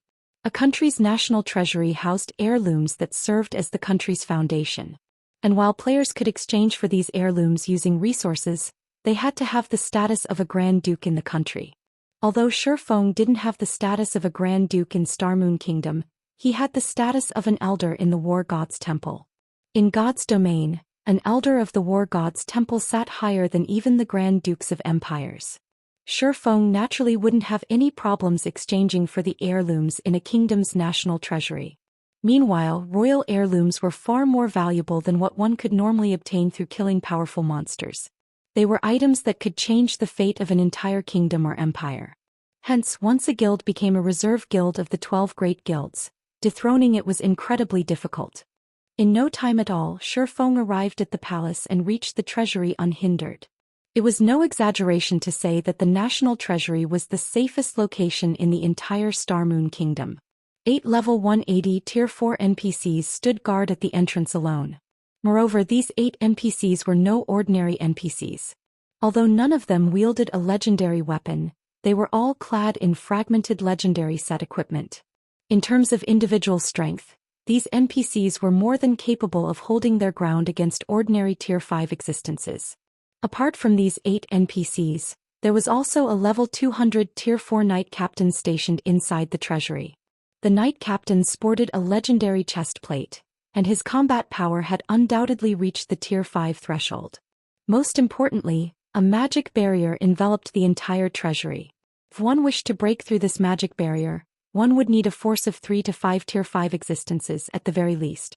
Lord Sword Saint, may I know what business you have here? The knight captain asked respectfully when Shi Feng entered the treasury. I'm here to exchange for the items here, Shi Feng stated. Please follow me. The knight captain then led Shi Feng to the after descending 4 floors and walking for around half an hour, Shi Feng arrived in front of a secret room enclosed by a magic barrier. Sitting quietly inside the room was an old man who made Shi Feng feel pressured. A tier 5 grand wizard? Shi Feng was a little surprised when he saw the old man. Star Moon Kingdom's foundation was far stronger than he expected. After all, apart from being a tier 5 existence, the old man in front of him also wore a legendary hat. Ordinary tier 5 existences who tried to invade the treasury would only get roundly thrashed by this old man. Lord Sword Saint, please enter, the knight captain said while respectfully gesturing for Shi Feng to enter the secret room. From the knight captain's actions, Shi Feng guessed that the other party could go only as far as the secret room's entrance. After giving the knight captain a nod, Shi Feng stepped into the room. Shi Feng immediately noticed the room's uniqueness. The environment here resembled the ancient era's environment, which was already rare in the current god's domain. Lord Sword Saint, since you have already signed a contract with His Majesty, according to the contract, you are qualified to exchange for one of the items here, the old man said as he looked at Shi Feng. He then waved his hand, summoning 3 items in front of Shi Feng. The founding king left behind these 3 items. These items are why our Star Moon Kingdom was able to rise up in the main continent. I hope one of them can be of help to you. When Shi Feng saw the 3 items before him, his eyes bulged immediately. This was because Star Moon Kingdom's foundation far exceeded Shi Feng's expectations, so much so that he wondered how a kingdom could have such a powerful foundation. The 3 items before him were neither inferior divine artifact ranked items or legendary ranked items. Instead, they were 2 designs and 1 recipe, and any of them could influence even an empire's development. The first to enter Shi Feng's eyes was the design for a mysterious iron flying ship, which was many times stronger than the Crimson Dragon flying ship, an advanced flying ship. Not only was it capable of going up against tier 4 superior mythic monsters, but its strongest attack even reached the tier 5 intermediate standard. It could tear through the defensive magic arrays of cities like paper. Moreover, it had a maximum carrying capacity of 300 people. However, it cost a mind-blowing 5 million gold coins and 1 million magic crystals to exchange for the mysterious iron flying ship's design. The second item that drew Shifeng's eyes was the recipe of the Divine Power Potion, a Grandmaster Potion. As the potion's name suggested, players would gain divine power when they consumed the potion. For half an hour, players would have their tier elevated by 1, up to a maximum of tier 4. Although Shifeng had heard of potions that raised a player's tier by 1, he had never heard of any that could raise a player's tier to tier 4. Moreover, the potion even had a long duration of 30 minutes. In the current era where tier 4 players were still as rare as a phoenix's feather, the recipe for the Divine Power Potion was priceless. Even an ordinary first-rate guild would become an existence feared by the 5 great super guilds should it get its hands on this recipe. Read latest chapters at Wuxia World. Meanwhile, this recipe cost 1 million gold coins and 1.5 million magic crystals. The last item to enter Shifeng's eyes was the design for a combat puppet, a secret silver combat puppet. Throughout both his lives, Shifeng had seen a secret silver combat puppet only once. In God's domain, bronze combat puppets possessed power at the tier 3 peak standard. Even in the current God's domain, a bronze combat puppet was an incredibly powerful existence. Unless a tier 4 existence appeared, a bronze combat puppet was unlikely to get destroyed. Above bronze combat puppets were mysterious iron combat puppets, which possessed combat power at the tier 4 peak standard. They could go toe-to-toe against bona fide tier 4 players. As for secret silver combat puppets, they possessed strength at the tier 5 basic standard. Tier 4 existences would have a very difficult time destroying a secret silver combat puppet, and normally only tier 5 existences could damage one. Meanwhile, the design for the secret silver combat puppet cost 2 million gold coins and 1 million magic crystals. Chapter 29:11 Heirlooms. Secured. Shifeng hesitated over the Star Moon Kingdom's 3 royal heirlooms. All 3 treasures could help a kingdom rise to prominence and a guild to reach the apex of God's domain instantly. Moreover, each had its advantages. I can exchange for only one? Shifeng couldn't help asking. Only one, the old man replied with a smile. However, if you manage to help elevate Star Moon Kingdom into an empire, you are free to exchange for all 3. Promotion to an empire? Shifeng shook his head and smiled bitterly. While he knew of a few ways to get a kingdom promoted into an empire, none of these methods was easy to realize. They all needed a long time to accomplish. After thinking up to this point, Shifeng suddenly had an idea. He then asked the old man, "What if I offer to swap heirlooms?" Heirlooms could be categorized into royal heirlooms, imperial heirlooms, continental heirlooms, and world heirlooms. In the past, the players that had the fortune to come across an unidentified royal or imperial heirloom would do everything they could to find the fallen country the heirloom used to belong to. Since these heirlooms were treasures left behind by fallen kingdoms and empires, so long as one successfully identified the heirloom, one could use it to re-establish that kingdom or even empire. However, locating kingdoms and empires that had long since disappeared from God's domain wasn't easy. The endeavor rivaled a legendary quest in difficulty. Take Shifeng for example. Although he had found an imperial heirloom very early into the game, he still hadn't managed to find any clues to the empire the heirloom belonged to. However, this didn't particularly surprise him. After all, at this stage of the game, players had explored less than 20% of God's domain's maps. Indeed, even now, the players of God's domain had explored barely 15% of the world's maps. In God's domain, human kingdoms and empires occupied only a small portion of the world's territories.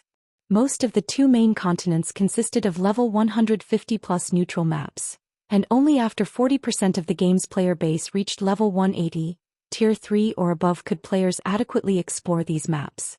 Not to mention, this was only the 2 main continents. There was still the vast ocean in God's domain, which held innumerable islands, some as large as kingdoms and empires. Hence, finding a fallen empire in God's domain was unbelievably difficult. This was why one of the top 10 rookie guilds in the past, which had acquired an unidentified imperial heirloom through an auction, had used this imperial heirloom to exchange for an identified royal heirloom from a kingdom. Afterward, the guild saw explosive growth and quickly became one of the reserve guilds of God's domain's 12 great guilds at the time. Although Shifeng wasn't sure how that guild had conducted the exchange, it would be a huge waste if he didn't ask if he could conduct a similar exchange. Swap heirlooms. The old man was a little stunned by Shifeng's question. After pondering for some time he said, "That's possible, but are you willing to pay such a huge price?" "What is the price?" Shifeng asked. "Firstly, you'd need to find an unidentified imperial heirloom. Secondly, you'd need to pay double the price for a royal heirloom," the old man answered. "Double?" Shifeng was flabbergasted. A royal heirloom was by no means cheap, and all three of the royal heirlooms before him cost upwards of 1 million gold coins and 1 million magic crystals. If this price were doubled, even superpowers couldn't afford them. That's right. However, the most important part is still the imperial heirloom. Without it, it won't matter how many resources you offer, the old man said, nodding. Deal. I'll trade an unidentified imperial heirloom for the mysterious iron flying ship. I'll also use my exchange opportunity for the secret silver combat puppet. Shifeng said, gritting his teeth as he took out the imperial heirloom sitting inside his bag. Before visiting the royal treasury, he had already taken all the funds Zero Wing could spare. However, he only had a total of 5 million gold coins and 3 million magic crystals on him. After all, the recruitment of NPC soldiers and the construction of defensive structures in Ancient Rock City cost a lot of money and resources. Although Zero Wing City and Ancient Rock City were raking in a significant income now, it still wasn't enough to cover Ancient Rock City's development costs. You actually have one. The old man was surprised to see the imperial heirloom in Shifeng's hands. Yes, so hurry up with the exchange. Shifeng nodded with an aching heart. All right. That will be 5 million gold coins and 3 million magic crystals in total, the old man said as he extended his hand to Shifeng. Verify the amount, Shifeng said as he transferred the necessary amount of coins and magic crystals to the old man's spatial bag. After verifying that the amount was correct, the old man waved his hand, and 2 ancient designs flew to Shifeng. When Shifeng saw these 2 designs, his heart pounded with excitement. Although purchasing these 2 designs had nearly bankrupted him, their value was immeasurable. Now, all he needed to do was gather the necessary materials and begin mass production. The materials needed are certainly extraordinary. Even the most common of these materials is incredibly rare in the current God's domain. Producing both of these items will also require a ton of Titan gold and magic elven stones. Veins of Titan gold were considered grade 2 veins in God's domain and incredibly rare, but they were the only way players could acquire Titan gold in large quantities. Other types of grade 2 veins produced Titan gold only occasionally. Overall, Titan gold was super rare and just 1 ingot could sell for over a dozen gold coins. As for the magic elven stone, acquiring it had given Shifeng a headache when he was planning to construct the Crimson Dragon flying ship. However, the Crimson Dragon flying ship's construction cost was nothing compared to the mysterious iron-ranked Blue Thunder flying ship. Even if he excluded the other materials required, just the 5,000 ingots of Titan gold and 600 magic elven stones required would already cost a fortune. As for the secret silver-ranked flame beast puppet, its construction required 1,000 ingots of Titan gold and 200 magic elven stones. Both items required magic elven stones in significant quantities to produce. Fortunately, when Xianxia and Cleansing Whistle returned from the ancient era, they had brought back plenty of magic elven stones. Currently, Zero Wing had a stockpile of over 4,000 magic elven stones, just barely enough to construct an adequate number of Blue Thunder flying ships and flame beast puppets. The only problem now was the Titan gold. Zero Wing only had around 30,000 ingots. While Shifeng was studying the 2 designs, Feng Shihan suddenly called him. Guild leader. The guild leaders and representatives of the Twin Towers Kingdom and Starmoon Kingdom's various player forces have arrived. However, hardly any guilds from the neighboring kingdoms showed up, Feng Shihan said in frustration. None of the 2 superpowers came, and only 3 of the 8 first-rate guilds showed up. As for second-rate guilds, they number less than 20. This attendance rate was abysmally low. The guilds that came to help from the several neighboring kingdoms were fewer than the guilds in Starmoon Kingdom. Not to mention, neither of the 2 superpowers decided to show up. Are they all waiting to jack up the price? Shifeng chuckled. He could understand the 2 superpowers' refusal. After all, the various superpowers had a lot of territories to cover, and they focused mainly on defending empires. However, there was no excuse for first- and second-rate guilds that weren't involved in the war to withhold their help. The only reason they decided not to show up at Zero Wing's war meeting had to be that they considered this a good opportunity to make a profit. If Zero Wing wished to get their help, then it would have to pay a price. Revealing a bitter smile, Feng Shihan said, "The first-rate guilds that aren't attending indeed have such an intention. In return for their full support, they are demanding the rights to purchase private houses and guild residences in Zero Wing City or Ancient Rock City. They say that the other superpowers have already promised them such conditions. However, if we agree to their demands, then they will choose to help our side instead." Shi Feng's act of devastating the Outer Worlds player army with a single attack had indeed caused a huge sensation in God's domain. It had also prompted most of the superpowers targeting Zero Wing to abandon their ambitions. Many of the Twin Towers Kingdoms and Star Moon Kingdom's independent experts had even returned to help in the two kingdoms' defense. Most importantly, the number of players seeking to join Zero Wing had also skyrocketed. Unfortunately, all these changes still weren't enough to persuade the unengaged player forces to help Zero Wing. This was because the Outer Worlds NPC army was more formidable than the Outer Worlds player army. There were multiple Tier 5 NPCs in the NPC army, and the upcoming battlefield would span a significant portion of the Twin Towers Kingdom's border. All sorts of siege battles and guerrilla warfare would take place, and there was no way Shi Feng could be present for every one of these fights. Moreover, the NPC army on the Twin Towers Kingdom and Star Moon Kingdom side was significantly weaker than the Outer Worlds NPC army. Because of mythology and Solar Temple's interference, the neighboring kingdoms uninvolved in the war didn't send their armies to reinforce the Twin Towers Kingdom and Star Moon Kingdom but to other kingdoms and empires. Hence, the NPC army defending the Twin Towers Kingdom consisted of the NPCs of only the two kingdoms. Although the Outer Worlds NPC army had split up into several dozen smaller groups and the detachment marching toward the Twin Towers Kingdom didn't have player support, this detachment could still put the two kingdoms' joint army through hell. Hence, a large number of players was needed to fight the Outer Worlds NPCs. And realizing this fact, the neighboring kingdoms' first-rate guilds naturally wouldn't miss the opportunity to get a cut of Zero Wing's resources. Good. Very good. Shi Feng smiled when he heard Feng Shihan's words. Tell those first-rate guilds that they can come if they want. But if they don't, then they can forget about coming to us in the future. Read latest chapters at Wuxia World. View this. Shi Feng's reply rendered Feng Shihan momentarily speechless. If she relayed Shi Feng's words to those 5 first-rate guilds, it would be no different from severing all ties between Zero Wing and these first-rate guilds. Meanwhile, the War of Worlds wouldn't end in just one day. As both sides continuously grew stronger and more numerous, it would end up a war of attrition between God's domain and the outer world. If Zero Wing rejected the help of these guilds now, it would have much more difficulty finding helpers in the future. After all, battles were taking place all over the eastern continent, and everywhere was lacking in manpower. It was also why the superpowers tolerated the various first- and second-rate guilds' absurd demands. Otherwise, the superpowers